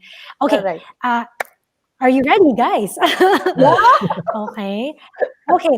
So let's talk about good news. The government, from the government, Skyway Stage 3. Natapos na din after how many years? What's the next big build you're expecting? And is the infra space starting to look good? Rosby. Rosario. I'd like to see heavy rail. Still Heavy rail. But have you tried Skyway Stage 3? I think I don't know if that's the one. There are no cars. None yet. Pero dumadami na kasi free pa. Hanggang end of the Oo, month. diba? But ang galing, from Araneta in Quezon City all the way to Sucat, just 25 minutes. 25 minutes, I heard. May yeah. gulay from over an hour. Sunny, what about you? Okay. Well, we expect all the build projects to have traction right now. Mega Manila Subway, all these big railways. We expect that, but that's not what the country needs right now. That's going to benefit just a few people, and that's leaving people behind, unfortunately. Sorry. So where should government be putting the money? I guess the obvious question is, where is the most bang for the buck? Okay. When the most impact bang is for bigger. the buck, unambiguously, cash subsidies for the poor. Spend Okay. 100 billion pesos for a subway. Maybe half of that is going to be spent on imported materials, equipment, contractors, things like that. Spend 100 billion on the poor. They will spend it in their communities, in their micro, small, and medium enterprises. They get immediate welfare benefits. Let's stimulate the people in the Philippine economy, not foreign economies and foreign contractors. Okay, well said. China is set to take over, to overtake rather the US to become the world's biggest economy by 2028. That's 5 years earlier. So what do you think? We have relationship with China and the US. Do you think it pace that we're, getting warmer with China? Rosby? We're Sunny? not. We're getting warmer. Actually, Yeah. I get the impression that the relationship is Starting to sour. Yes, it's starting to not really sour, but parang lumalamig na Naging siya. lukewarm. Okay. Lukewarm siya, and that has a lot of to do with having a new leadership with the US. So medyo merong renewed to magkaroon ng renewal ng relationship with the US, which is actually siya naman talaga yung dominant in our domestic affairs. Should we play favorites? Sunny, who is your favorite? There has to be a favorite. My one-liner muna is, we're giving too much, we're confusing ourselves, we're not getting enough in terms of China. Should we exploit whatever we can in terms of our diplomacy abroad? Of course, every country does that, but we're not being smart with our diplomacy. We're pretending we're hedging between the US and China. In reality, we're giving both countries too much. We're not asserting our national interest enough. Okay. That merits a very long explanation, but that's for the next discussion. Final fast talk ito. Vaccination. The world is witnessing the biggest vaccination program in history. And so far, 39.7 million doses in 51 countries have been administered. That's roughly 2.4 million doses per day on average. But here's the thing. Not one Filipino, officially, yung above board, not one has been vaccinated. Do you think you will get vaccinated by 2020, by end of this year or early next year, personally? I want others who need it more to get vaccinated before me. If I had a choice, I'd give it to our frontliners, our seniors, and our indigents. Rosby? I'm a recusant. Yun ang tawag ng government, sa ayaw magpaback. No, I have a little explanation. You know, there's a small town in Belgium that manufactures the one for Pfizer in Germany. Okay. So lahat ng mga European countries have already ordered, no? Meron na silang mga emergency use authorization, except for Belgium. I think that is really unfair. May pagpapakita no, na there is inequality and doon sa access sa vaccine. So sa akin, yes, I agree na yung pinakamangangailangan because they are needed to the economy, yung not just the health frontliners, but the workers as frontliners. And speaking of Belgium, ang haba ng paliwanag ko, no? Napaka-normal yung paggawa. They go to the office, to the factories, they do their work, pero bawal magpunta sa pubs and other recreation at may curfew sila. Which means the world economy just wants na magpatuloy yung world economy, no, at the expense of the working class and the people. So, parang ganun din ang mangyayari sa vaccine if we don't keep alert. One more question. Do you think that the frontliners na workers in banks or retail, yung mga lumalabas on a daily basis, should they be ahead of senior citizens in the lineup? Kasi right now, it's senior citizens. It's healthcare, frontliners, and then you've got the vulnerable.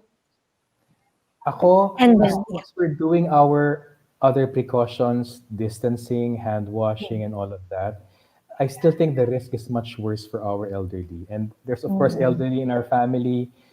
I think our Lola is much more in need of it than a relatively young and healthy, social distancing, precaution taking retail worker. Okay. Rosby? I agree. Senior citizens first. Okay. The most risky, vulnerable, ganon. Yun yung ano na.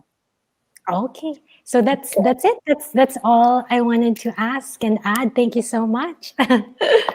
Thank you, Michelle. I'm so sorry for the choppiness. I'm sure there's so much wisdom and insight there, but I'll watch the video after all of this. Thank you for joining us, Mimi. Please, Thank you. In the future, enjoy this. Thank you. Bye. Okay. Yes, we've reached the open forum part. Oh my God! I hope I can stay. Just stay there. Okay. Okay. But before we go to the open forum, we have asked some of our friends from different sectors what gives them hope for 2021, and let's watch that video.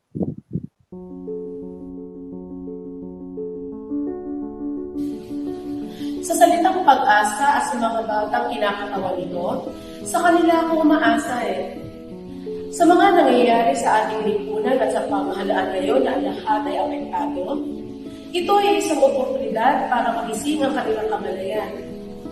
Baguhin ang kanilang pag-uugali, maging mapanuri, at bihado ko, iyan ay magiging baon nila even beyond 2021. Para sa akin po, wala man ako matanaw na pag-asa sa ating gobyerno. Malaki naman ang pag-asang natatanaw ko sa pakikiisa ng ating kapwa mamamayang Pilipino para labanan ang lahat ng mali na nagaganap sa ating bansa. Para sa ating mga kabataan, nawa kayo ay patuloy na mamulang sa mabuti. Para sa akin, kayo nagbibigay sa akin ng pag-asa. Yung lahat ng mga nasa paligid ko, mga teachers, family ko, asawa ko, sila nagbibigay sa akin ng hope. Our culture of supporting one another and moving forward towards a common goal. Please give me so much hope for 2021 because we know for sure that we'll never be alone in our endeavors. Natutuwa ko at ito ay nagpapakita na ang ating mga kababayan sa kabila ng lahat na nangyayari sa ating bansa ay interesadong malaman ano bang nangyayari at anong solusyon sa mga kinakaharap nating problema. Mga taong kasama ko para paglaban yung mga dapat sa atin. Unang-una dahil mahal ko yung pamilya ko, mahal ko yung mga kaibigan ko. Direktang nakakatulong ito, yung pag-iit natin ng mga karapatan natin sa kanila at hindi lang sa kanila kundi sa karamihan ng populasyon natin, sa mayorya. What gives me hope this 2021 is an affordable and effective COVID vaccine for everybody. Alam natin lahat, mahal ngayon ng presyo ng pagkain, may problema sa supply. Ang nagbibigay sa akin ng pag-asa dahil nga kolonyal ang kaisipan ng ating mga ekonomista at ng pamahalaan, may mga pangyayari sa ibang bansa na makakatulong sa ating pinaglalaban na yung import liberalization ay hindi talaga para sa atin, hindi akma at mali. What gives me hope in this new year is the radical hope of the Filipino masses. This radical hope will not wait for change but will demand, struggle, and act for change. It is embodied in the flesh of those who are unwavering in their commitment to just peace. What gives me hope this coming year? Well, I just bank on history that at the end of the day, I hope that there will be a change, a shift geopolitically, and that at the end of the day, you know, the truth will always prevail, that those who continue to fight for the rights of others, those who continue to speak up despite challenges, will prevail. Ang paghilom ng bayan sa piling isulong ang usapang para sa kapayapaan, nakaugat sa katarungan at tunay na pagmamahal sa sangkatauhan sa daigdig. Ang aking pag-asa ay nakaugat sa may mga tao, grupo na gustong isulong ang kapayapaan.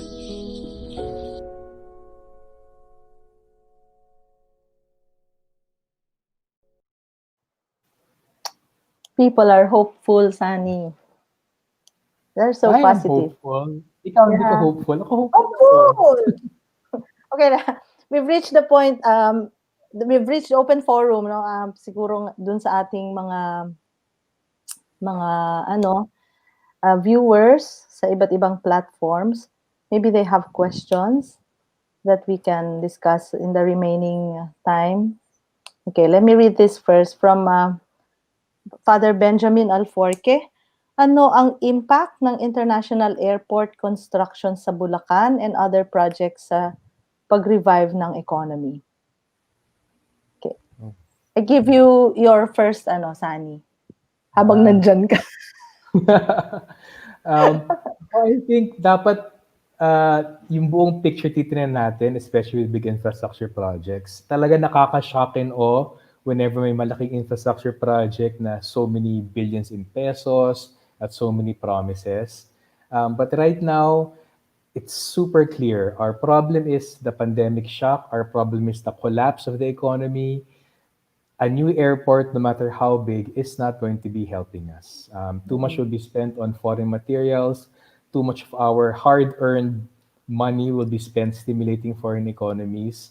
That's on top of any environmental destruction, displacement that the airport costs. So I think right now, the pandemic has changed our country's economic priorities. Big infrastructure projects, especially tourism and trade, international trade-related projects, they're probably not as urgent right now as maybe 5 years ago. Tama, priorities talaga yung dapat nating ituon sa ating government. And also to add to that, two things. Yung isa, I believe that airport project will displace some of our farmers and fisher folk. So parang we will not revive the economy at the expense of people who are already having a hard time. And the second point is it's also it's going to be a reclaimed area. So medyo may question pa dun sa kanyang environmental soundness. So at the time of a pandemic, saka pa ba tayo gagawa ng isang bagay that is really destructive even sa ating environment? So I think that's to answer the question as well. Okay, anything? Quick habol lang. Tapos I'm talking about infrastructure spending in general. Kasi if a private company is going to be spending that much, of course, there's so much going for them right now because interest rates are so low, they're negative in the country.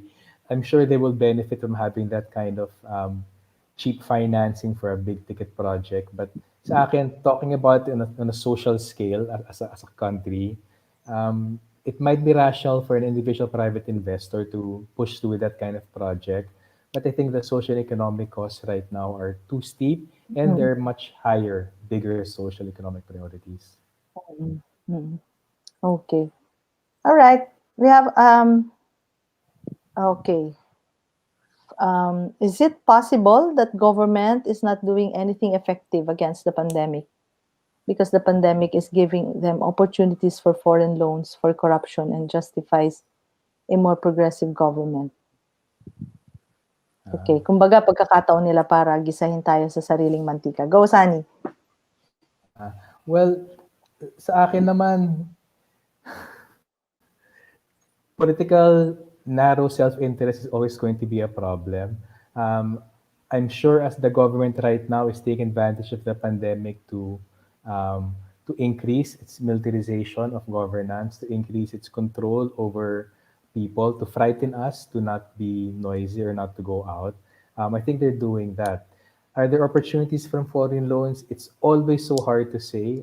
Theoretically, a lot of these loans, especially to foreign official direct official development assistance, theoretically there are many more other controls apart from the local COA they have to work with. So if it's happening, it's hard to say. But I think I'll go back to what Rosby said earlier. May question of orientation eh. Parang kung top of mind sa government officials natin to deal with the pandemic, all other things dapat secondary to deal with the pandemic and the economic impact. So parang kung yun lang sana panghawakan instead of yung nakasanayan na, much more, yun lang sana panghawakan kaysa yung sariling interest doon. I think mas maging hopeful tayong lahat and we'll get more confidence with the kind of government we have. Mm.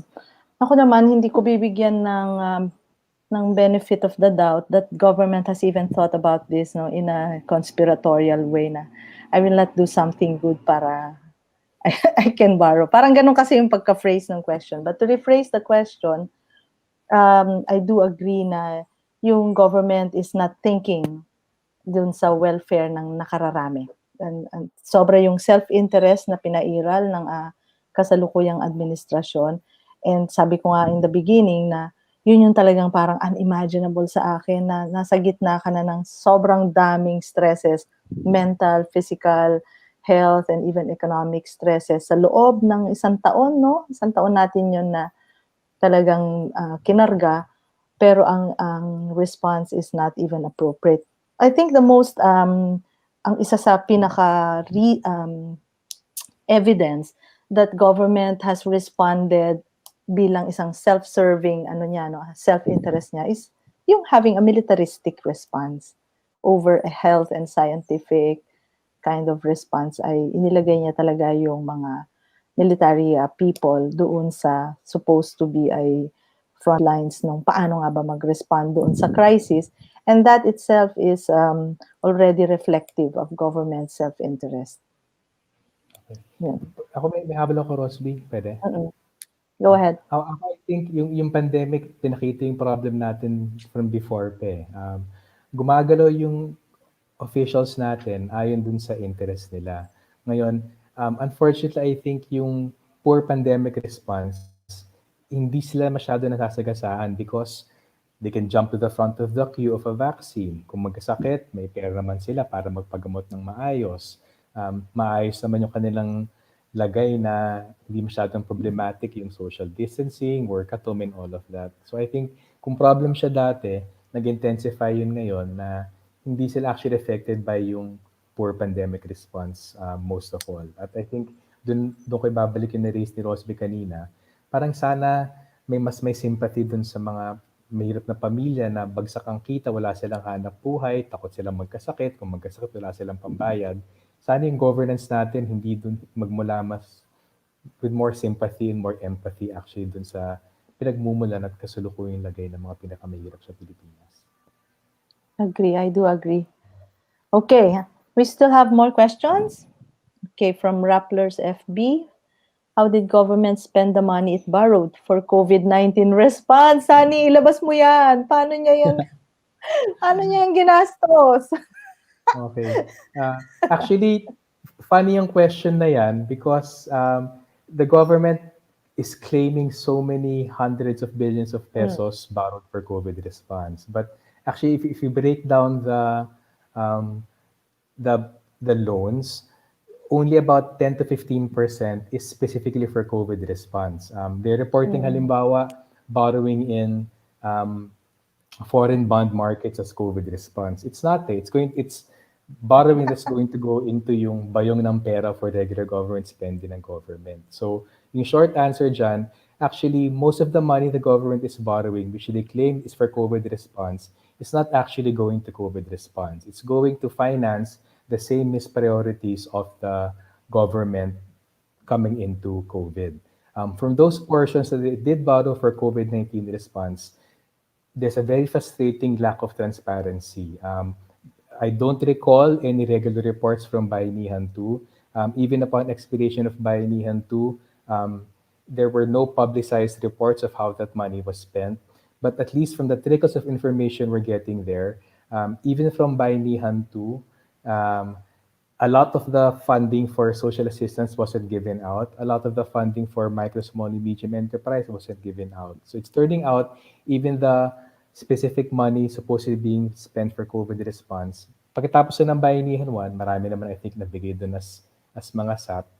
Yung subsequent borrowing, it's not being spent yet. I think telling na nga yung sinabi mo. 15% pala, I mentioned somewhere na 39% ay of the total amount borrowed from foreign loans, nabanggit ko somewhere, mali pala ako. So 15% lang ang naging Parang COVID, 15 no? to 20% yung if you look Yung at explicit na COVID. Yung iba kasi medyo generic for helping government to respond. Pero Yeah. may fungibility yun yung mga ganong klaseng mga loans. Okay, all right. There's a follow-up question. The government is now quoting 600 pesos for the Sinopharm vaccine. Why are the news agencies initially saying 3,000 plus? Sabi ba nila, Sinopharm ba yun? Why is there no official information? Actually, there's something very nagging, at least sa akin, ewan ko ba kung kay Rosby hindi, yung very nagging sa akin why Secretary Galvez claimed na may non-disclosure agreement. Kasi just a couple of weeks ago, Indonesia announced, Sinopharm announced how much their, how much the vaccine from China is going to be. So parang I'm kind of wondering now why there's that kind of non-disclosure supposedly sa Philippines, whereas other countries are able to announce how much they're actually spending for the vaccine. Yung unang information naman that was circulating, I remember came from Senator Angara. It came naman daw from the Department of Health. So we assume may regularity in that data. Pero sa akin, mas the bigger point right now is basically why is there such confusion? Why is there such lack of consistency and transparency dun sa pricing ng vaccine na yon? At ihiwalay ko yung point, I can imagine why it would be cheaper in other countries like Indonesia and Thailand kasi mas okay yung starting conditions nila. First, they weren't so dependent just on the China vaccine. They were more open. They were entering into deals with other vaccine manufacturers earlier. Secondly, they also had their own pharmaceutical industry where they could just get the raw materials and package it and then sell it cheaper locally. So mas maganda yung starting conditions, I think, ng neighboring countries natin like Indonesia and Thailand. Also, they were more open actually to dealing with other suppliers. And I think, babalik din sa naging point kanina ni Rosby, yun ang problema if nagiging top of mind in public policy is being supposedly friendly to China or favoring China, hindi ka kaagad magka-quarantine against them because you don't want to ruffle feathers. Back even in terms of negotiations for the vaccine, you're still not going to be ruffling feathers. So in the end, desperate people are always going to get the short end of the stick. I think the Philippine government is too desperate in its dealings with China. Hmm. Hmm. You know, can I add just a bit? I was this weekend. I was at a fish port, no. Bagsakan, pinabagsak yung isda, no, banye-banyera. And yung vaccine at this stage, parang ganun siya, no? It's a buyer's market. So, makakaano ka, no? Sorry. It's yung fish port is a seller's market kasi fresh yung fish. Pero yung vaccine at this point, hindi pa siya ganun ka-fresh. So, yung presyo niya ay babagsak mamayang gabi, no? Pag bilasa na yung isda. Anyway, my point being, yung bidding doon sa fish port is that ipapasok mo yung kamay mo sa isang supot at ipapasok nung seller doon, then bibilangin mo yung daliri niya. So I guess gano'n yung nangyayaring bidding. I think there's not even a bidding happening now, no? Talagang nagda-direct na government to government or even government to private sector kind of purchasing. Kaya nagfa-fluctuate talaga yung price. And sa karanasan natin in the history of the pharmaceutical industries or corporations, yung price talaga hindi niya nire-reflect yung real price from production to even from research, R&D man yan to production. Kasi may patent price na yan. At the same time, yung binanggit ko nga kanina while we were having the talk with Miss Mimi, meron din silang pag-take advantage of doon sa trust, no, ng Filipino sa brand. So I don't know really what happened there na from 3,600 plus ay magiging 600 yung Sinopharm. But let's see, no? But the LGUs are buying from AstraZeneca. At least yung mga nag-signify na sila ay bumibili na. And AstraZeneca is the second cheapest, no? 600 lang yung kanyang vaccine, next to the cheapest being Novavax, which doesn't have the first phase 3 clinical trials yet. So, yun ang ino-opt ng ating government. Pero yun nga, I reiterate, there is no transparency and there is no bidding power, no, from our government, even if nandun pa tayo sa buyer's market or nasa early, nasa tayo, no, kumbaga gabi na sa fish port. Kahit ganun yung kalagayan ng presyo, ay wala pa rin tayong kakayahan para makuha natin siya sa right price. Okay. Next cue. Pwede ako mag-quick sorry singit lang. Go Sorry, ahead. I forgot to comment lang. Kasi I just called up yung aking file about the COVID loans, yung supposedly 13.7 billion in borrowing for COVID. Nagkamali ako, I recomputed this pala. It's turning out there's only 2.5% that's actually specifically masabi na for COVID. The 37% is not necessarily for COVID, pwede for COVID, pwede hindi, kasi budget support. At merong ito yung medyo frustrating. There's about 61% na hindi talaga for COVID. I mean, there's things like World Bank Land Parcelization Project or support for private sector participation infrastructure. So again, part of that pretend economic governance and pretend response, it's very weird na ibo-bloat mo lang para masabi na we borrowed so much for COVID, pero kung babarihin mo naman, parang hindi naman totoo yun. Sorry. So ihabol ka lang, I'm gonna correct lang my early statement. Tapos, I can share naman my actually 39%. and I can share the file with yung nagtanong from Rappler. Just Rappler, reach out yes. lang, please. Okay, next question. Should Chacha be pursued, the change of economic provisions? So it's a Chacha. And how quick will it affect the Filipino? Okay. Super fake to call economic Chacha as helping in any way for recovery kasi as announced by the speaker, kung for ratification siya with the May 2022 elections, hindi naman automatically after nun, if ever may darating na foreign investment. So kumbaga, we're talking about any potential foreign investment from any charter change, mararamdaman pa from 2023 or 2024. So ang layo-layo pa nun. Second point, hindi rin sigurado na magkaka-foreign investment to begin with. Again, marami kaming data sa IBON, track namin. Wala actually correlation between restrictive foreign investment regimes and foreign investment. Nakita namin na across different kinds of foreign investment restrictiveness, walang major difference in terms of the amount of foreign investment coming in as a share of the economy. So, hindi rin guarantee na porke lang liberalize ka, magkakaroon ng foreign investment. So, yung chart kasi dyan, yung mga blue bars, green yung Pilipinas sa kanan.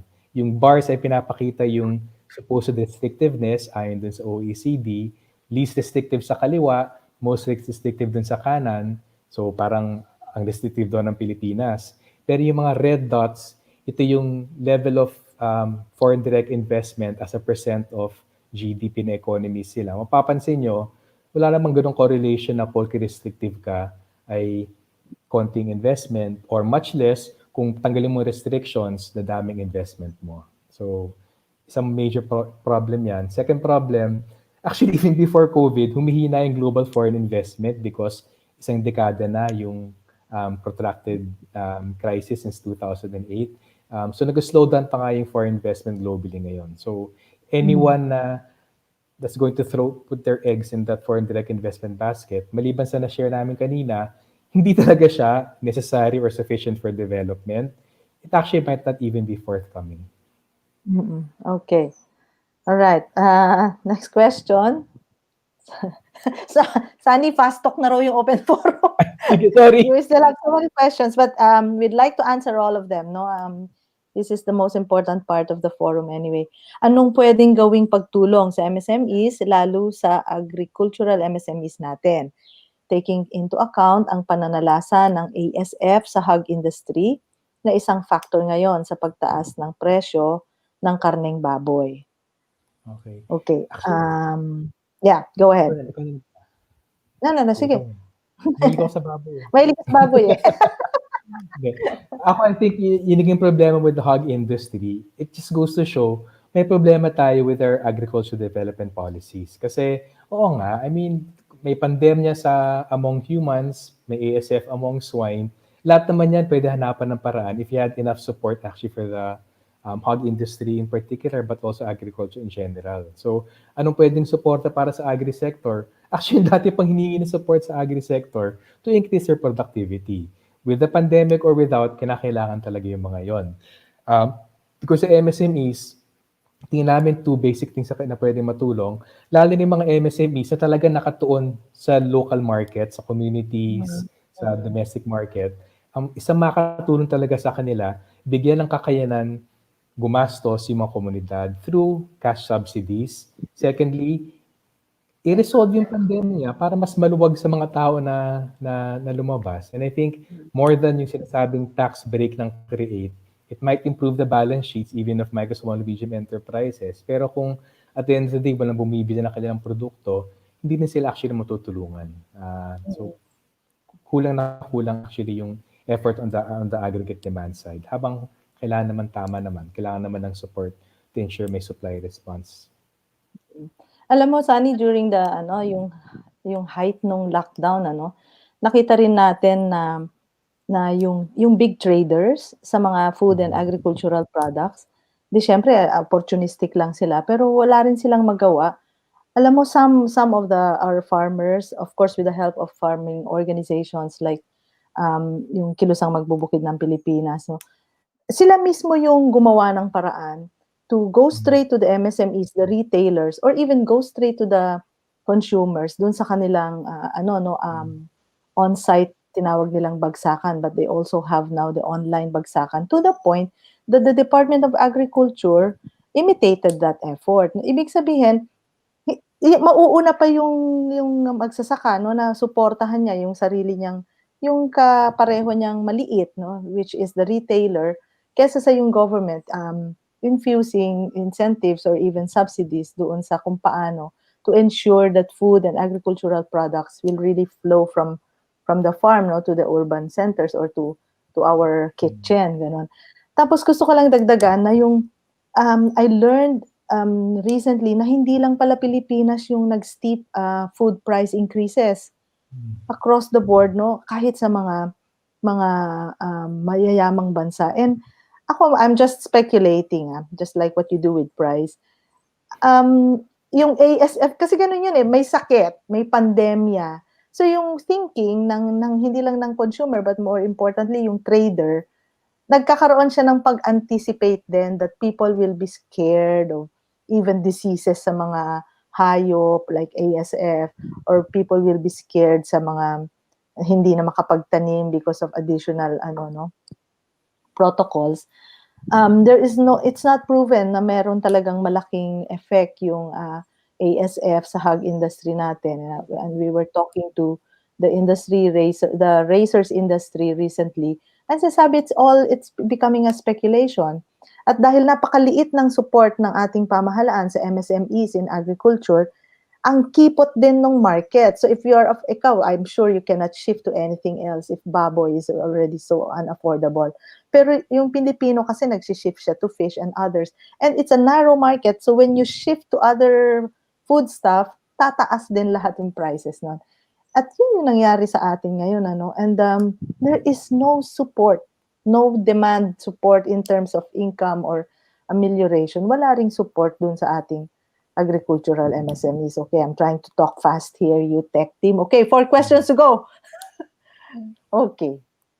Very striking yung sinabi ni Sir Sonny. Why would a powerful country invest in a potential competitor? It's the nature of the business to keep weaker countries weak so that they stay dependent. Okay, that's a comment, and it's a very keen observation. You want to add to that, Sonny? I think it's so important na i-dissuade natin sarili natin from thinking na sobrang magic ang foreign direct investment. Hindi ko sasabihin na evil ang foreign direct investment. Sasabihin ko rational siya. At as a foreign investor, ang habol mo talaga, the best returns for your money, the best return on your investment. So yung ganong klaseng rational na galaw, trabaho ng government to make sure that na-influence mo na may pakinabang ka. Kasi I think yun naman ang reality eh. Kung gusto natin makinabang from foreign investment, pwede naman eh. If we can get taught new technologies or new techniques, if we can get access to their supply chains, if we can get access to their markets, actually good things yung mga yon. But no foreign investor will give those voluntarily. And kung hihintayin natin na maging charitable ang foreign investor, hindi niya gagawin yon. At hindi masama yun kasi yan ang nature ng negosyante.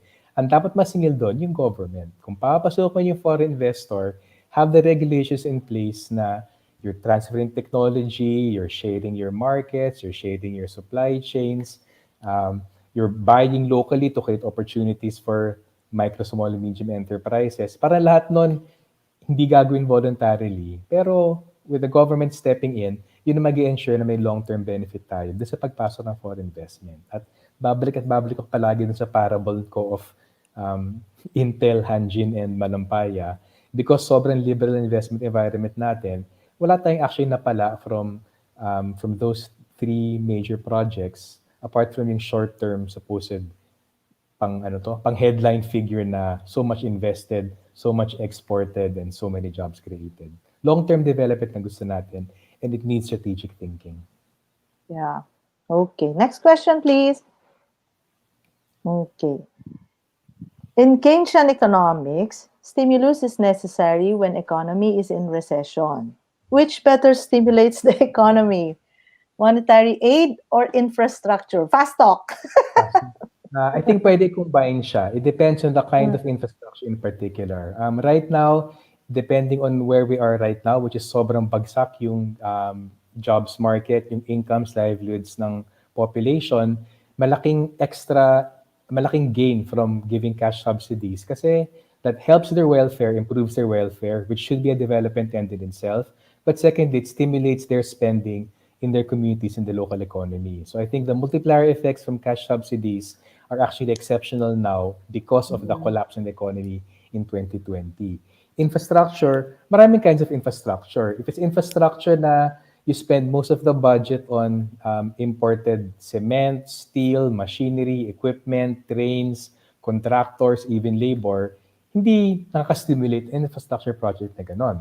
If it's infrastructure that's very dependent on local labor, local cement, local materials, local contractors, that has a much bigger multiplier effect than import-dependent infrastructure projects. So I think hindi naman kailangan lahatin, but kung spending-wise, Of course, infrastructure projects that spend more locally have a much bigger multiplier effect than infrastructure projects which spend too much abroad.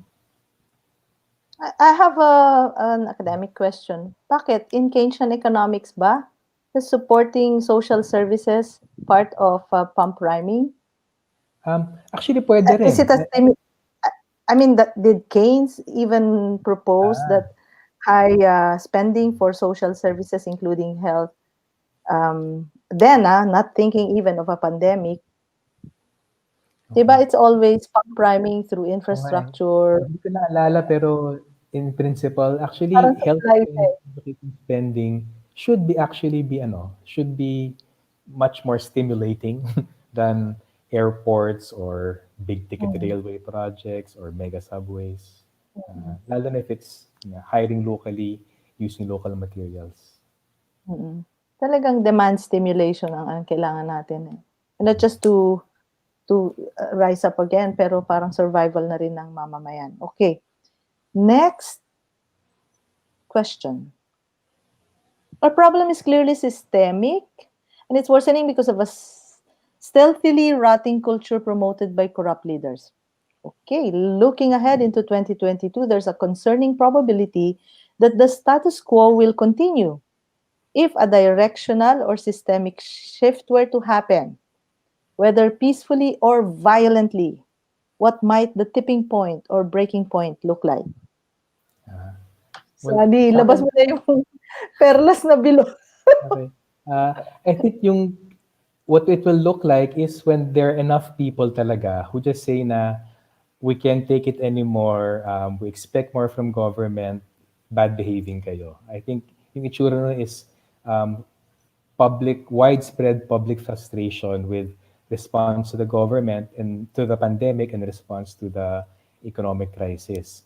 Pero how that might happen, I think the government knows how that happens. The government knows that will happen when there are organized political groups, not organizing everyone, no, but organizing lots of clusters of groups. Influential Activists here, civil society there, concerned private citizens here, concerned private businesses there. Hindi naman kailangan may parang overlord over all of those groups. But the government knows it has to put down yung ganong klaseng mga efforts by so many political forces. And I think the proof that they know that's the problem for them is why there's so much political repression right now against activists. They want to neutralize yung pag-build up ng activist constituency among the mga basic sectors. At the same time, they're going to scare big business by saying, if we can do this, like we did in the start with Ong Pin, and like we did recently with the Lopezes, mag-ingat kayo. We have the resources and the authority and the powers to put you down. The same way sa mga politicians, you scare local level politicians with the drug list, you scare higher level politicians with impeachment or controversy or fake charges. Parang sa akin, yun ang optimism ko na because the government knows what will bring it down, it's acting so hard to utilize those forces. So for us, simple lang din, yun ang palakasin natin because that will bring about the tipping point with public knowledge, public awareness, public information about the reality of the kind of governance we have. I agree. I agree.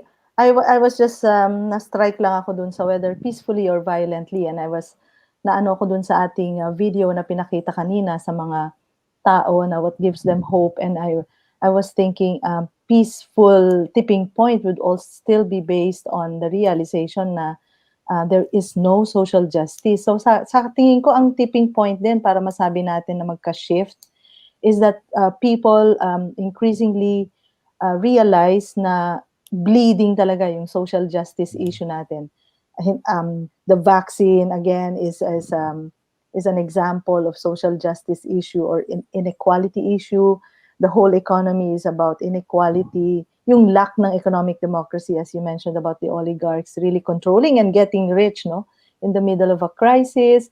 Then, of course, government sitting there representing their interests instead of the people's interests. Pagka malinaw na malinaw, bright as day yon, ang tipping point, you don't even have to ask kung ano yung magiging social action doon. Pero it's going to bring about change.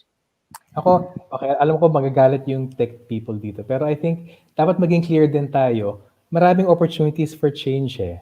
The May 2020 elections, actually that's an opportunity for change. Possible people power uprising, of course, there's always a opportunity for change. Constructive resignation, tulad ng ginawa ni Estrada, pwede din yun. That's an opportunity for change. Or in the Netherlands. Or health problems, physical incapacity, or death, that's also an opportunity for change. Pero para sa akin, maraming opportunities for change na ganyan, maraming possible outcomes. Pero ang common sa kanilang lahat, we have information, public opposition to the so many bad things being done right now. And as long as naipon yon, that will improve outcomes in the May 2022 elections, it will improve outcomes with an uprising, it will improve outcomes kung magkaroon ng constructive resignation, and also it will improve outcomes with any sort of constitutional succession kung may mangyari sa presidente. All right. Do we have a last question or that was it? Okay. So this is the last question. Sa laki ng utang ng Pinas sa ngayon, do you think there would be another tax law after train law within under the term of the Duterte administration? I think they will try their best to push more consumption taxes. Na-float na naman halimbawa yung mga tax on online shopping, streaming media, Netflix, etc. May possibility na baka mag-sin tax din sila. I think there will always be that urgency for the government to push for more consumption taxes. Lalo't-lalo na they're giving so much tax breaks for large corporations right now. And secondly, they keep on spending for their grandiose projects na hindi naman actually mag-boost economy at ma-undermine pa yung revenue generation natin. And I think, hindi ko ito nabanggit kanina, but I think maging alert tayong lahat. Yung debt payments natin in 2022, as programmed ay 1.8 trillion pesos. That is the most debt payments the country is making. Magkano? 1.8 trillion pesos. Principal and interest payments. That's more, I think, than has been paid in debt payments in the last, under the Duterte administration so far. So I think, nandun yung mga conditions to press for higher taxes. If the government wanted to generate more revenues to repay debt, mag-fiscal stimulus siya para mas may economic activity, para mas mabalik yung revenues and to make that debt more payable without new taxes. Okay.